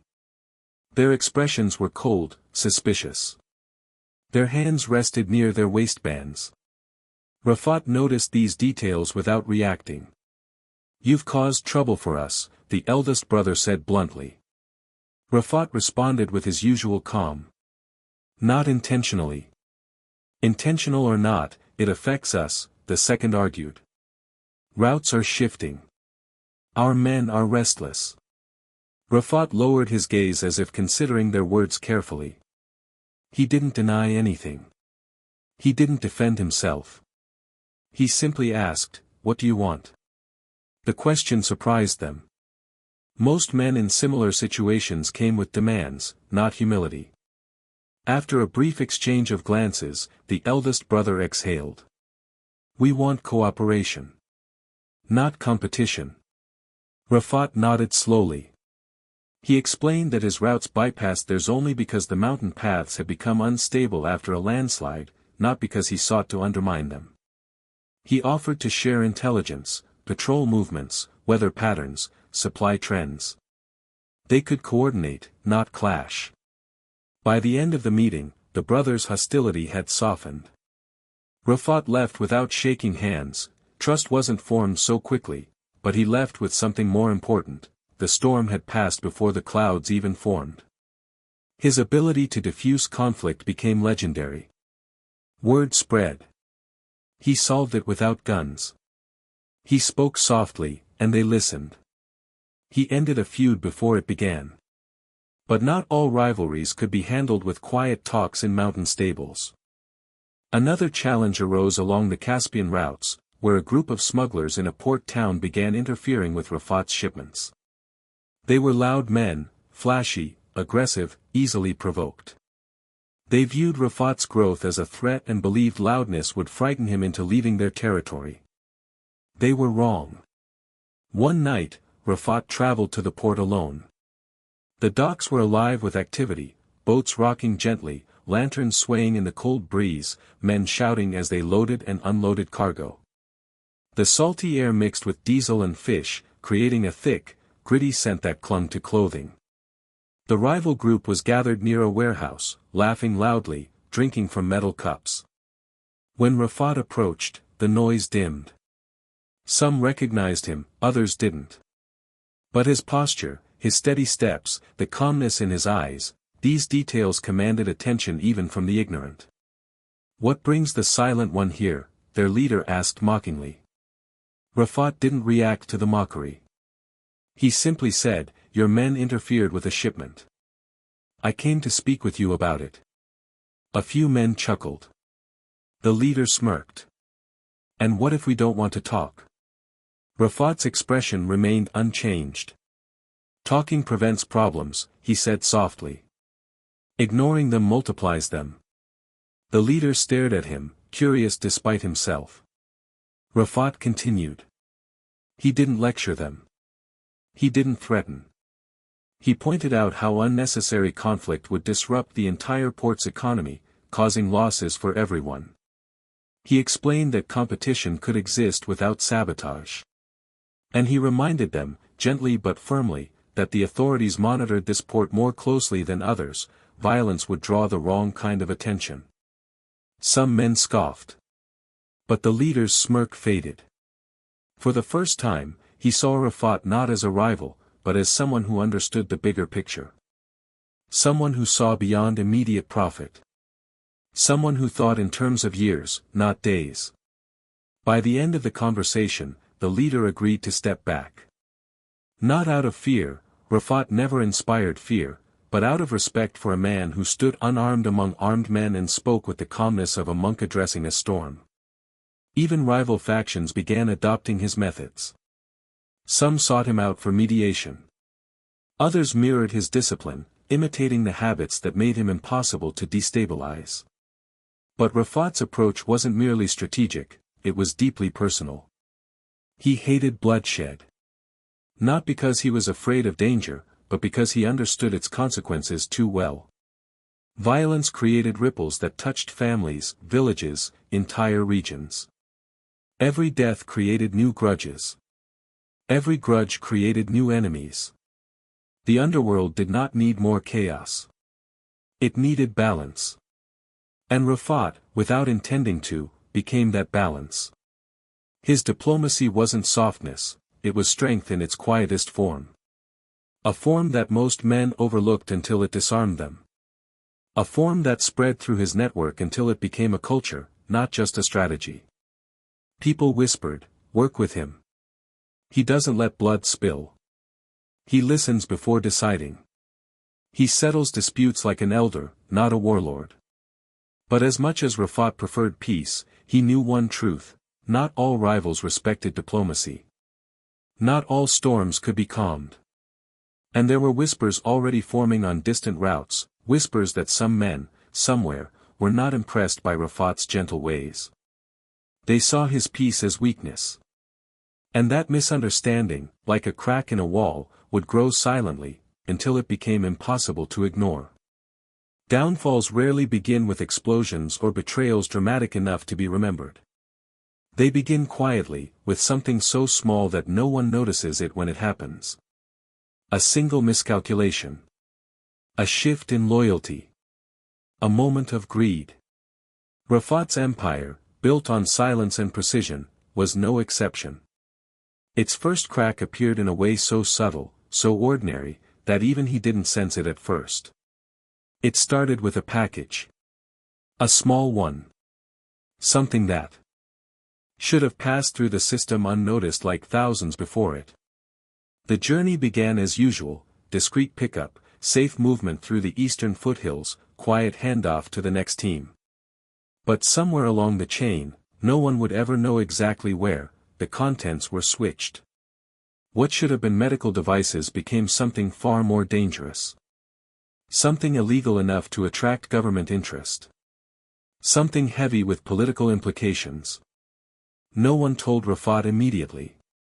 His network was trained to solve their own problems first. They didn't want to disturb the silent force they admired.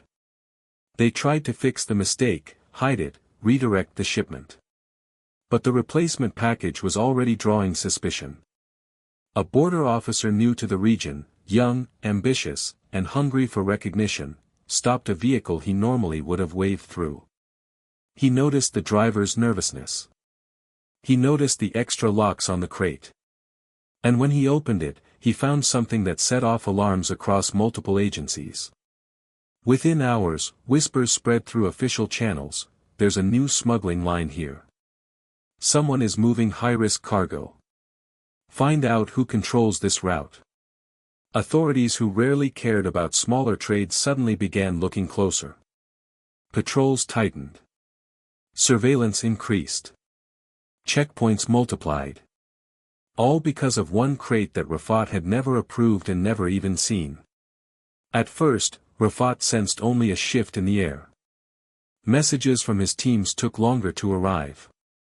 Trusted carriers seemed uneasy.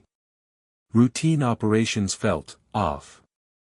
The rhythm he had maintained for years was faltering, like a drum beat losing its tempo. Something was interfering with the flow. He sat one night near a dying fire, maps spread before him, his fingers tracing familiar routes. He didn't know the mistake yet, but he felt it, an imbalance, subtle but present. A mountain wind rustled through the trees, carrying with it the distant howl of a wolf. Rafat listened, letting the unease settle into his thoughts. "Something's changed," he murmured to himself. Still, he remained calm. His entire empire relied on thinking clearly when others panicked. But the signs grew harder to ignore. On a freezing morning, one of his most reliable messengers, an elderly man named Farid, arrived breathless at a remote meeting point. His usually steady hands trembled as he poured tea for Rafat. "The soldiers know," Farid whispered. "They are not stopping random travelers anymore. They are looking. Searching. Asking questions about coordination." Rafat's expression did not change, but inside him, a quiet storm began to form. "How?" he asked softly. Farid could only shake his head. "Something slipped, Rafat. Something small, but important." The small error was the replacement crate, but Rafat didn't know that yet. He only knew that a ghost had entered his system, an invisible flaw threatening everything he had built. Days later, another message arrived from Iskandar in Tajikistan. His usually calm tone was strained. "Your eastern route is compromised," he warned. 3 checkpoints added. Dogs sniffing every vehicle. Someone triggered attention. Still, Rafat remained composed. Pressure sharpened his mind. He spent entire nights studying updated patrol patterns, identifying unnatural shifts, comparing them to previous months. The change was too sudden, too focused, to be random. Someone, somewhere, had done something reckless. He sent trusted men to investigate quietly. They returned with fragments of information: a vehicle detained. A crate tampered with. Government interest unusually high. A rumor of dangerous contents. A driver who fled before questioning. The puzzle was taking shape. Rafat listened to every detail without interrupting, his face unreadable. When they finished, he closed his eyes briefly. One mistake. One hidden act of greed or carelessness. That was all it took to wake a sleeping giant of surveillance. He opened his eyes again. "We will adjust," he said calmly. But adjustments could only delay consequences, not erase them. For the first time in years, Rafat felt the weight of vulnerability pressing against his once airtight network. Routes that had been reliable for over a decade were suddenly unsafe. Trusted territory felt uncertain. The balance he maintained with such precision began to tilt. But the most troubling sign came from within. Karim, the mentor who had brought Rafat into the world of smuggling, approached him with a heavy heart. "We have a problem," he said quietly. "Someone inside the network is acting without permission." Rafat didn't react visibly, but the words pierced him deeply. "Who?" he asked. "We don't know yet. But it was someone close enough to pass a package through your system without raising suspicion." That truth was colder than the winter air. Rafat had always known betrayal was possible, but he believed his structure minimized it. He believed responsibility was spread thin enough that no single man could compromise the whole. But this was new, someone had tampered with the system in a way that only an insider could. And that insider, intentionally or not, had invited attention that Rafat spent a lifetime avoiding. Over the next days, the atmosphere across his network shifted. Men became cautious. Movements slowed.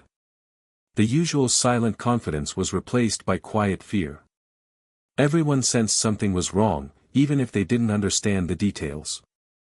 Rafat moved through this tension with the steady calm of a man walking through fog, eyes sharp, mind alert, every sense extended.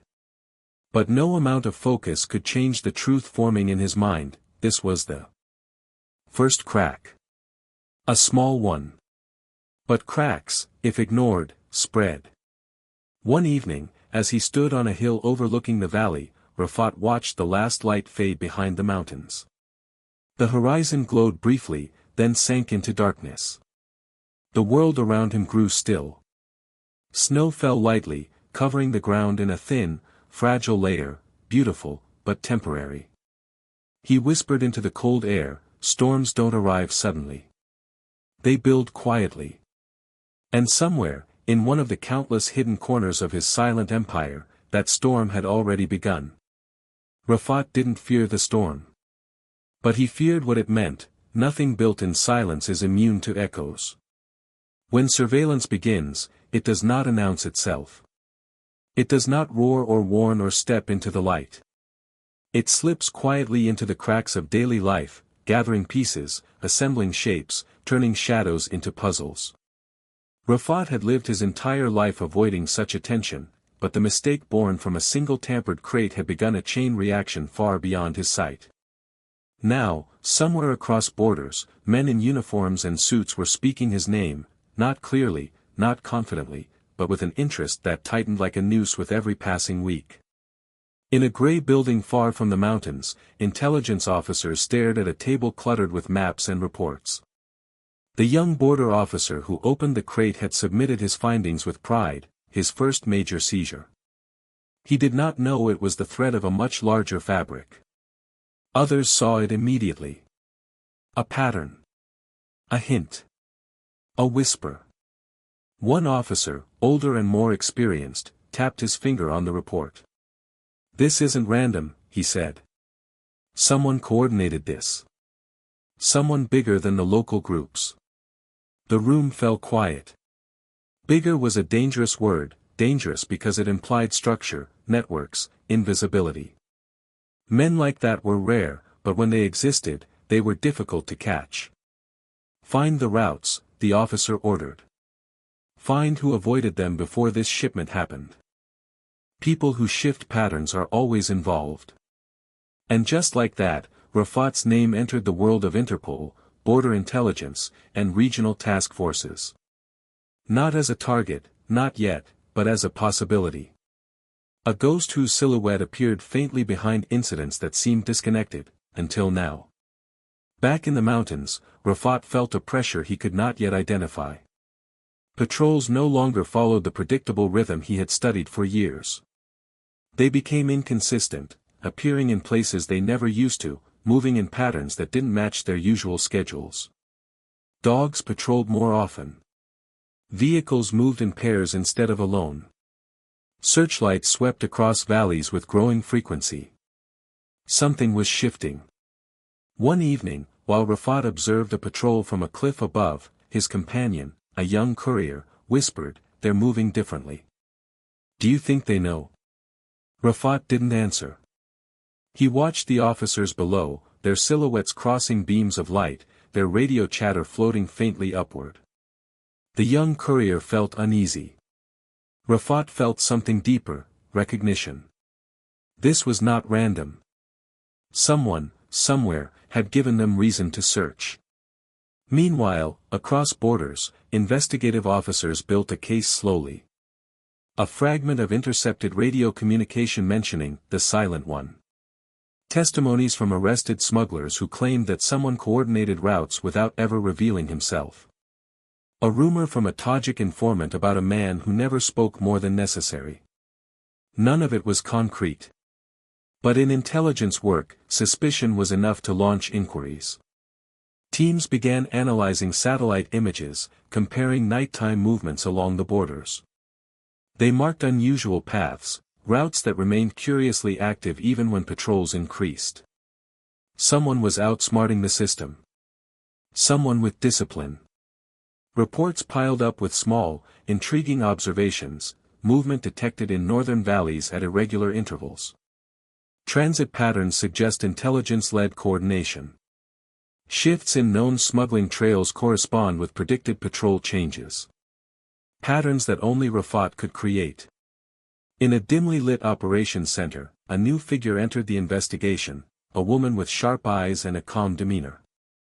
She read every report with an attention that reminded the younger officers of a surgeon examining X-rays. "This isn't a group," she said after a long silence. "This is an individual mind. A strategist. Someone with patience." Her colleagues looked at each other, uneasy. "And minds like that," she added softly, "are the hardest to catch." Weeks turned into months. The investigation remained slow, but persistent. Rafat became a topic of quiet meetings, intelligence briefings, and border task force discussions. No one knew his face.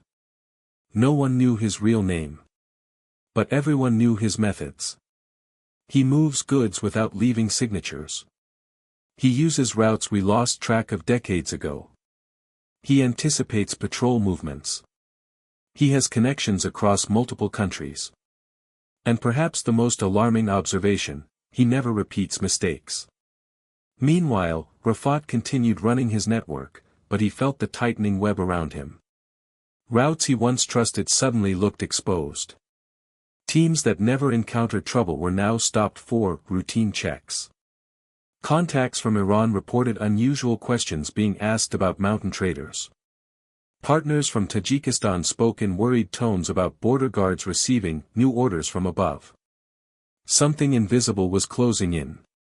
One night, as Rafat met with Karim near an abandoned shrine, Karim spoke bluntly. "Someone is looking for you," he said. "Not a rival. Not a local unit. Someone bigger." Rafat's face remained calm, but his heartbeat slowed. "How big?" Karim glanced toward the mountains, his voice lowering. "Big enough that they are not asking small questions.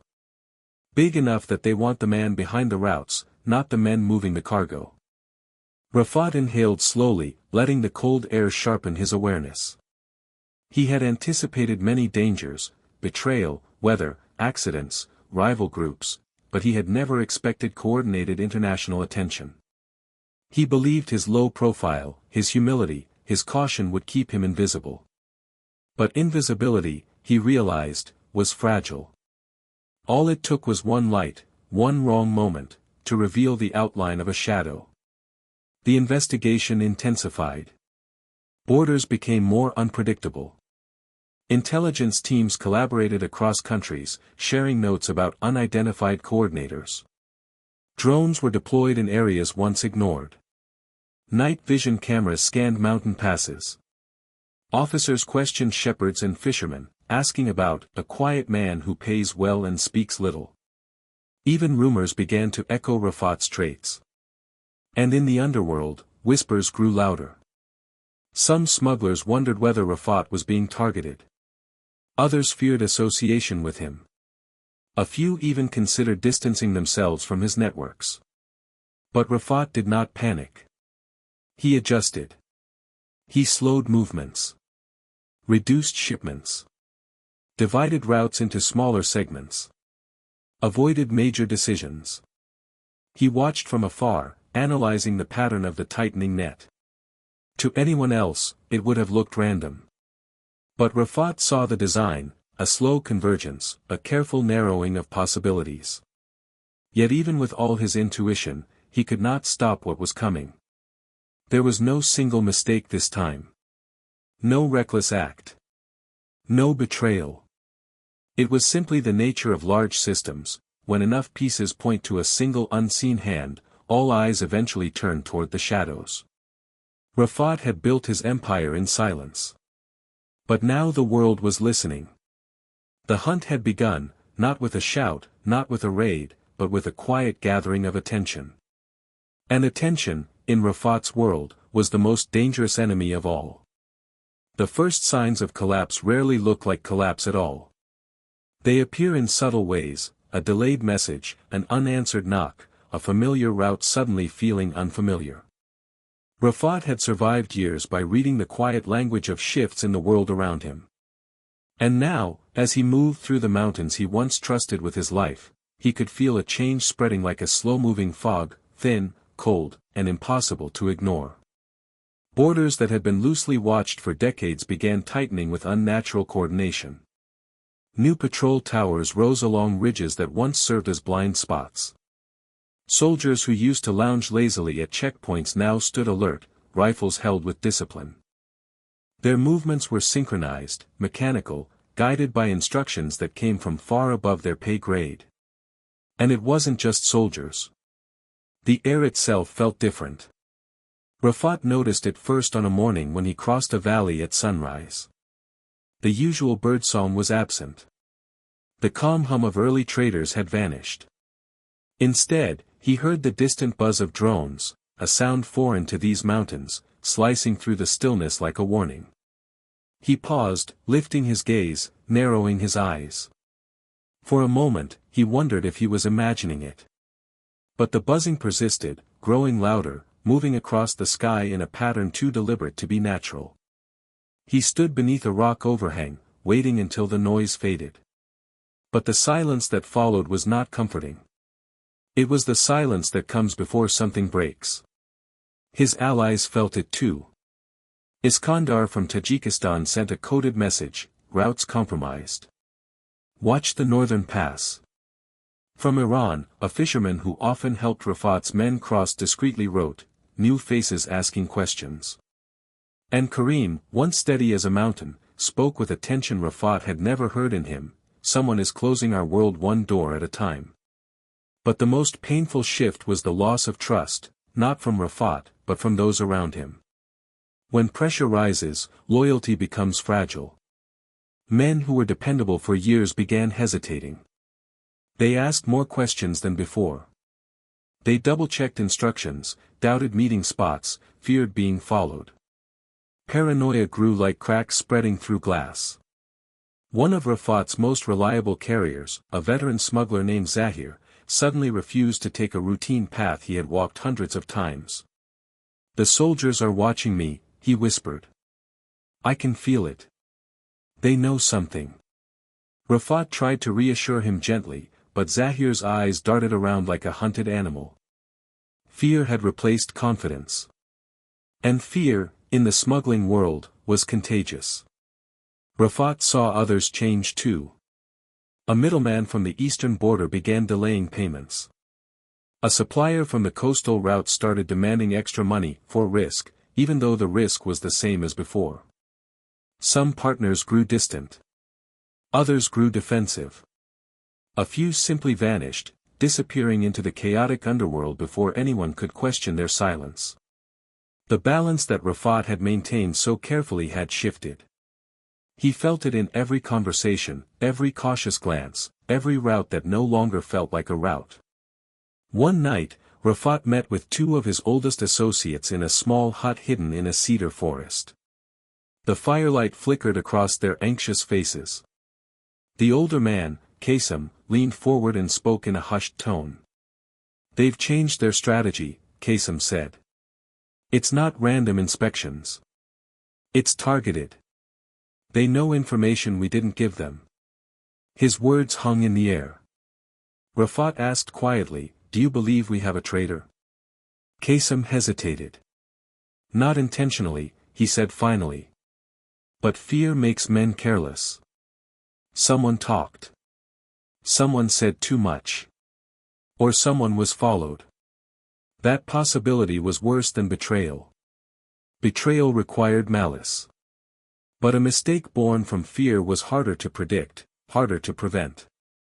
Rafat had built his entire empire on discipline and calm, but he could not control the human heart under pressure. The next blow came from an unexpected direction. A small village Rafat often used as a resting point for his couriers was suddenly flooded with soldiers. They claimed they were searching for insurgents, but their questions told a different story. Who travels here at night? Have you seen new faces recently? Does anyone pay you for silence? These were not counterinsurgency questions, they were hunting questions. The villagers stayed loyal, saying little, shrugging off inquiries. But Rafat understood the danger. The authorities were circling closer. They were no longer searching for a phantom, they were trying to isolate patterns, break habits, collapse routines. He gathered his men a few days later, choosing a secluded ravine as the meeting point.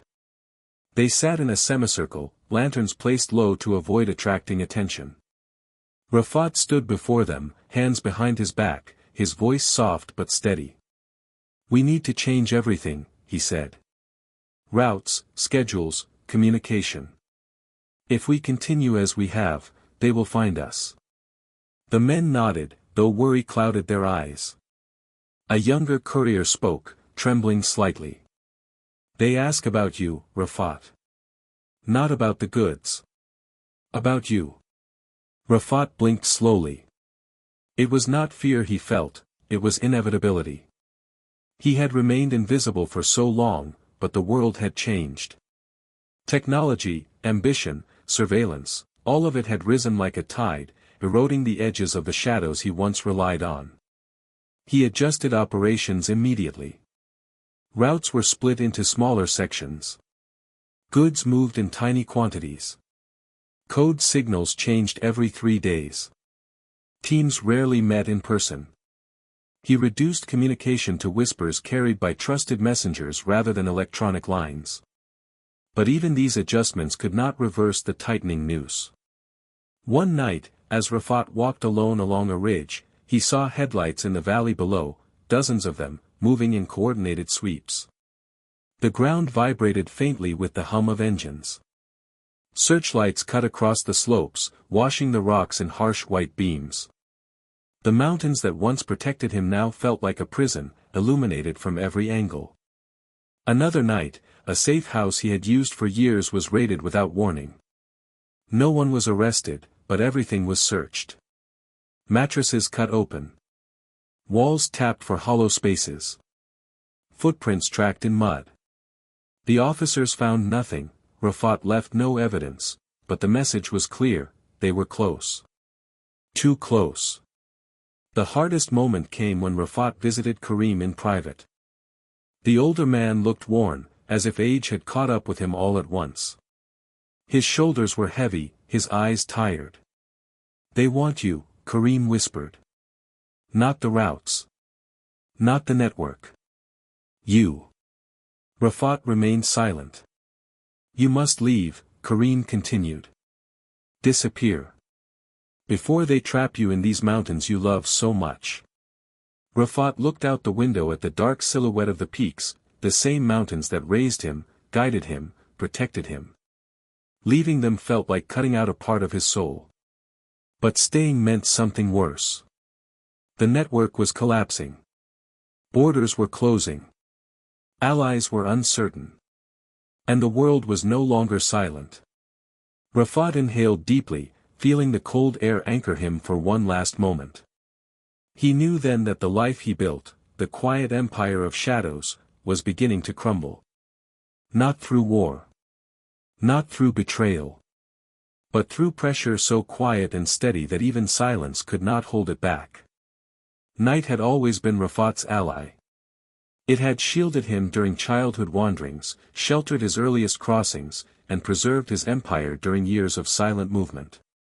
But on this night, cold, windless, strangely sharp, he felt an unfamiliar tension in the darkness. It wasn't fear. It wasn't doubt. It was the quiet awareness that a chapter of his life was coming to an end, whether he fought it or not. He had decided to make one final crossing, one last attempt to slip beyond the tightening net that encircled him. If he succeeded, he could rebuild somewhere new. If he failed, then the shadows he trusted would finally reveal what they had been hiding from him. He chose a route almost no one remembered, an old shepherd's trail weaving through jagged cliffs near the border, used in ancient times for grazing, later forgotten as war reshaped the land. The air smelled of frost and damp stone. A pale half-moon hung low above the mountains, its light barely touching the earth. Rafat wore dark, simple clothing, a small pack on his back, and a woolen scarf wrapped tightly around his neck. Every step was cautious, deliberate, silent. Behind him walked two men he trusted, or believed he trusted.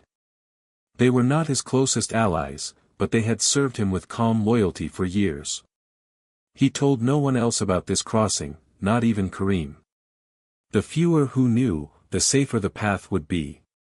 Or so he hoped. The trail began with a steep incline. Rafat led, moving with the steady rhythm of a man who understood mountains as intimately as breath.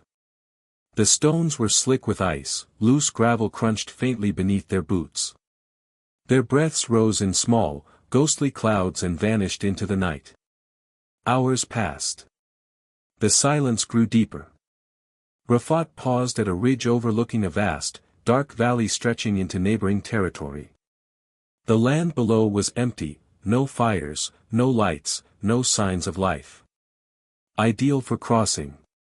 He knelt, touching the frozen earth, feeling its texture, sensing whether it had been disturbed. It hadn't. No fresh footprints. No tire tracks. No animal carcasses dragged by predators. For the first time in weeks, something seemed reassuring. "We move down slowly," Rafat whispered, barely parting the air with his voice. The two men nodded. But as they began their descent, Rafat sensed an odd distance between them. Their steps were too close together. Their breathing too loud. They whispered to each other once, just once, but that was enough. He felt a chill ripple through him.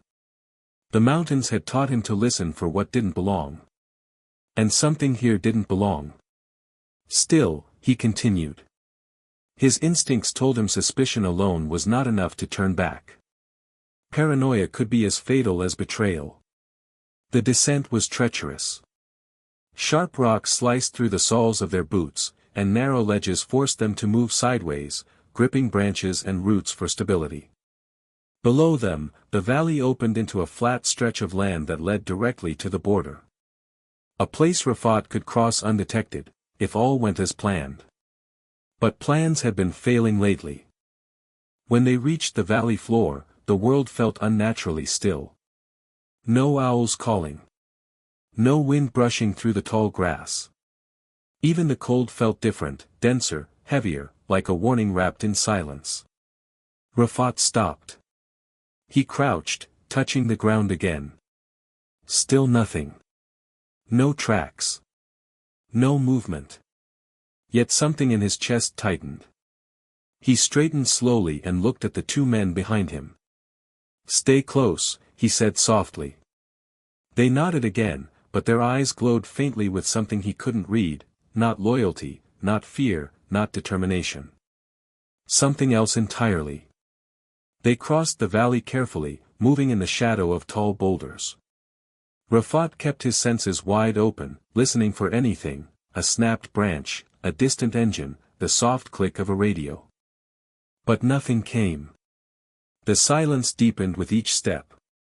At the far end of the valley, they reached the foot of a narrow gorge, the final obstacle before the border. A passage carved by nature, hidden between cliffs so tall they blocked the moonlight. Darkness pooled inside the gorge, thick and motionless. "This is it," one of the men whispered. Rafat didn't ask how he knew. He simply walked forward. The gorge swallowed them whole. Inside, the air was cold and trapped, like the breath of the mountain itself. Their footsteps echoed faintly against the stone walls, bouncing back like distant memories. Rafat placed his palm on the wall, feeling the rock. He knew this place. He had crossed it once as a boy, when a storm forced him and his father to take shelter inside. But tonight, the gorge felt wrong. Too quiet. Too still. Too expectant. Then came the sound he had been waiting for, a faint metallic clink. Soft. Quick. Almost imperceptible. A safety catch. Rafat froze. Before he could warn the others, floodlights burst to life ahead of them, harsh white beams slicing the darkness. The gorge walls lit up like daylight. Shadows scattered. Rafat shielded his eyes, heart steady but heavy. Dozens of figures emerged from both ends of the gorge, armed officers, armored troops, men wearing night vision gear. Their movements were coordinated, precise, flawless. This was no random patrol. This was a trap. Set deliberately. Set specifically for him. Rafat turned slowly to the two men who had accompanied him. Their faces were pale. Their eyes refused to meet his. One swallowed hard. The other looked like he wanted to disappear. Rafat understood instantly. They hadn't betrayed him out of malice. They had been followed. Pressured. Cornered. Someone had forced them to reveal his movements. And fear had silenced them until it was too late. A voice from behind the lights called out, firm but calm. Rafat Kohistani. Surrender peacefully. Hearing his name spoken aloud felt strange. He had lived so long in silence that the sound of it echoing through the gorge was almost unreal. Rafat lifted his hands slowly, not out of fear, but acceptance. The men surrounding him approached carefully, weapons trained but respectful. They expected a struggle. They expected desperation. Instead, Rafat simply stood there, his breath steady, his posture calm. His life had always been defined by silence. His empire built on it. His rise carried by it. And now, his capture marked by it. As they placed restraints on him, Rafat's gaze drifted to the two men who had guided him here. Neither could speak. Shame carved itself into their faces. Rafat offered them a single nod, not forgiveness, not accusation, just acknowledgement. They were part of a world he had shaped. A world now crumbling around him. When the officers led him out of the gorge, dawn was breaking. A faint line of gold stretched across the horizon, warming the edges of the cold, unforgiving mountains. Rafat inhaled deeply, feeling the crisp morning air settle into his chest. The world was changing. The shadows were no longer safe. And as he stepped into the light for the first time in years, he realized something profound: a man who lives in silence must one day face the world's noise. His time of moving in the dark was over. Now, the world would judge the ghost it had been chasing for so long. The interrogation room was small, windowless, and cold, the kind of cold that seeped into stone, into metal, into skin. A single bulb hung overhead, casting a pale, tired light that created long shadows beneath the table. The air smelled faintly of disinfectant and dust. It was designed to unsettle, to strip a man of comfort, to create an atmosphere where truth might feel like the only warmth available. Yet Rafat sat calmly, hands folded, posture relaxed, his breathing slow and even. For a man who had survived ambushes, storms, betrayals, and narrow mountain escapes, this room felt almost peaceful. The officers observing him through the one-way glass were not prepared for that. Most detainees arrived sweating, trembling, ranting, begging. Rafat did none of those things. His silence filled the room in a way that made even the seasoned investigators shift uncomfortably. "He doesn't look like a smuggler," one whispered. "Exactly," another replied. "That's why he was good." The door opened with a soft hiss. A woman entered, a senior investigator with sharp, steady eyes and a calmness that mirrored Rafat's. She closed the door behind her and sat across from him, placing a thin folder on the table. She didn't open it. For several seconds, she simply watched him, as if trying to understand the architecture of his silence. "Rafat Kohistani," she began softly, her voice low and controlled. "You know why you're here." Rafat said nothing. "We have evidence linking you to multiple operations across 4 borders." Still nothing. We know you coordinated routes. We know you built networks. We know you avoided violence, but your operations enabled others who did not. His expression didn't shift. His eyes remained gentle, steady, unreadable. She folded her hands. I don't want the names of your men. I don't want every detail. I want to understand you. Why a man like you chose this path. Silence settled between them again, deep and unbroken. Most suspects cracked under silence. Rafat disappeared into it. After a long moment, she opened the folder and slid a photograph across the table. It showed a seized crate, the one that triggered the investigation. This wasn't supposed to be in your network.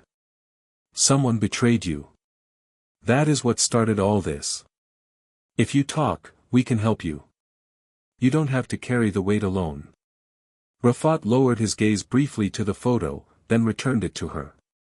No anger, no denial, no reaction at all.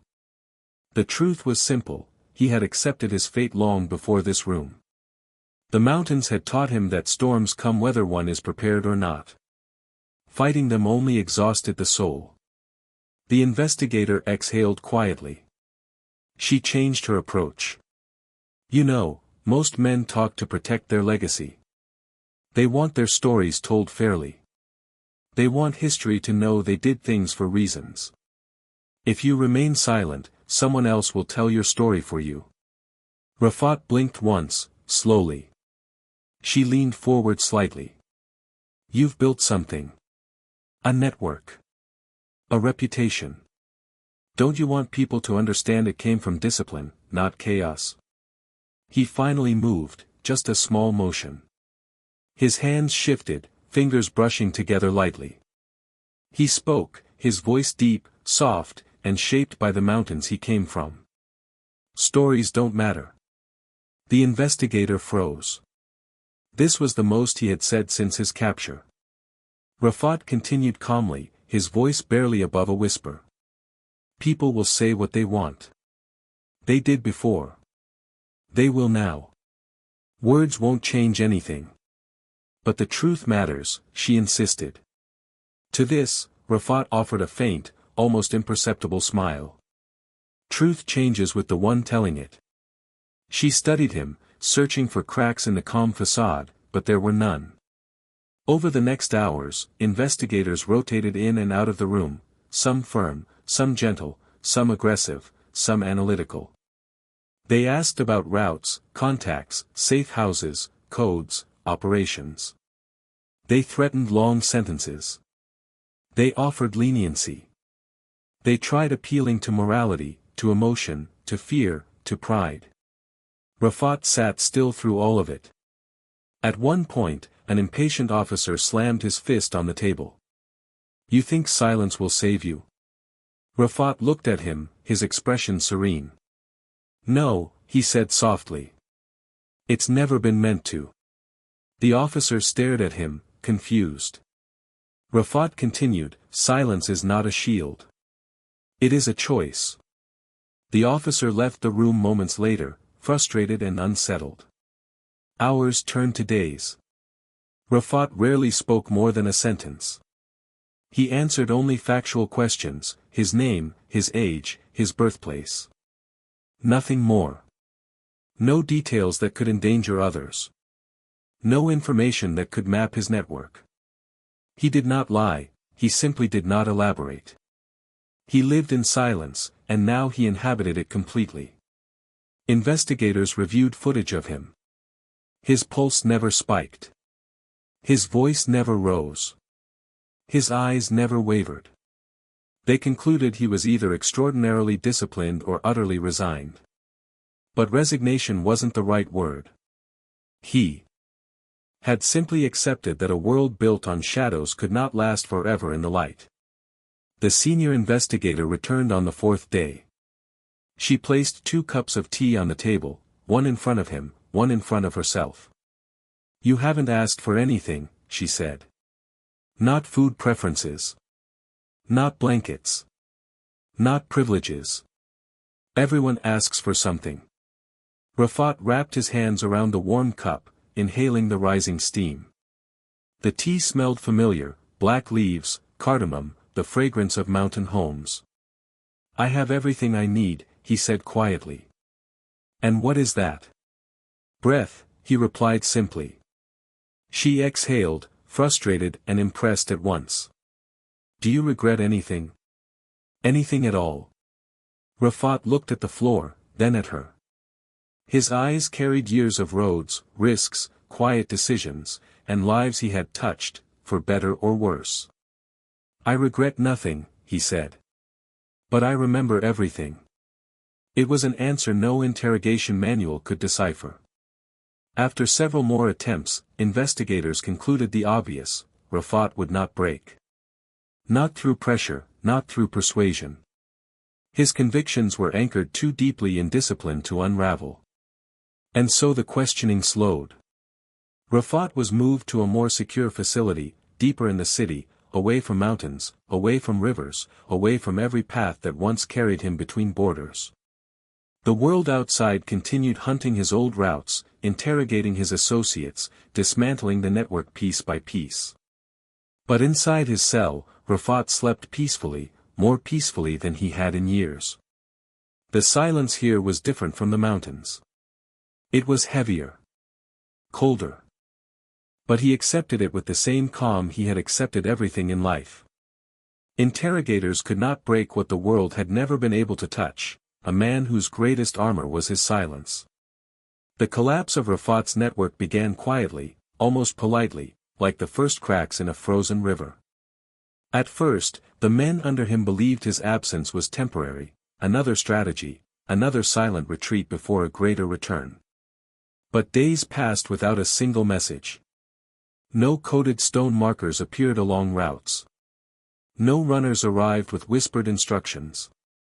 The silence that once guided them now felt heavy and unfamiliar. Without Rafat's steady timing, the routes lost their rhythm. One team moved too early and was caught in a patrol sweep. Another hesitated too long and abandoned their cargo in a snowstorm. Small mistakes multiplied, like threads pulling loose from the edge of a cloth. Alliances began to wobble. Trusted men questioned each other, wondering who might have spoken under pressure. Payments were delayed. Rumors spread faster than goods. Some said Rafat had escaped. Others believed he had made a deal with authorities. A few feared he was gone forever. Iskandar tried to hold the northern routes together, but even he felt the frame sagging. Without Rafat's quiet intuition, the way he sensed danger before it appeared, the network felt blind. Along the Caspian, Captain Murad noticed how the sea seemed different too. Not stormier, but emptier. The crossings felt hollow without the calm certainty Rafat provided. Villagers whispered that the mountains themselves seemed quieter, as if waiting for footsteps that never returned. In the end, the collapse was not dramatic. It was slow, steady, and inevitable. Routes faded. Teams scattered. The world Rafat built dissolved back into the shadows from which it came. His silence had once held everything together. Now, without him, it slowly tore everything apart. In the months after Rafat's disappearance, the world began reshaping him into something larger than life. His name drifted through markets, tea houses, and border villages, carried by people who had never met him but claimed to know his story. Truth mixed with imagination until the man and the myth blended into one. Some described him as a ghost, an expert of shadows who crossed borders like water. They said no patrol could catch him, no trap could hold him, and no man could predict his steps. Children repeated tales of a smuggler who could sense danger before it arrived, who walked so lightly that snow never cracked beneath his feet. Others painted him darker.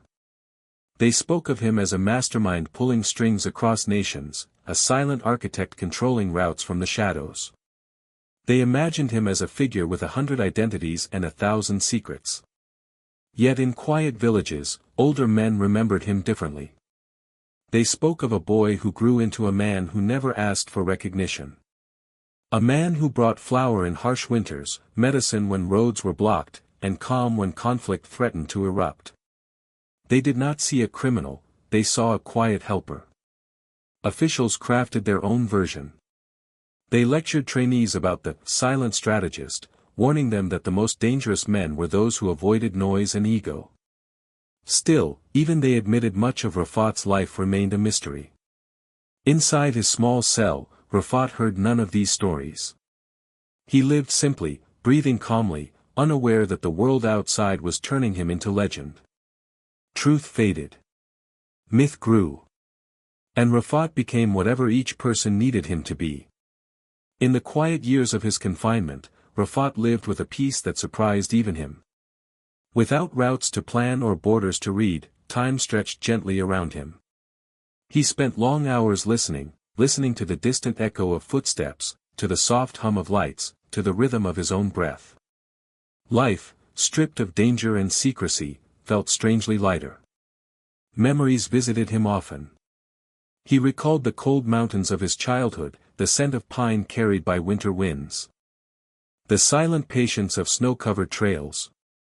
He remembered the weight of stories whispered around fires, the steady guidance of Karim, the calm rules of the underworld he once helped stabilize. None of it felt painful now. Just distant. Soft. Like echoes fading into evening light. Guards sometimes asked him questions, curious about the man behind the myth. Rafat offered quiet answers, never defensive, never proud. He did not seek sympathy, nor did he deny his past. He simply existed, balanced between memory and stillness. Outside the prison, the world continued shaping his legend. Some believed he escaped. Others insisted he secretly controlled new smuggling chains. Villagers remembered him kindly. Officials remembered him cautiously. His story became a mosaic, every person adding their own color. One morning, as pale sunlight filtered through the courtyard, Rafat felt a gentle heaviness settle into his chest. He lay down on his narrow cot, closed his eyes, and allowed his last breath to leave him as quietly as he had lived. There was no struggle. No fear. Just silence. The silence that had guided him all his life. And in that silence, his legacy found its final form, gentle, unspoken, unforgettable.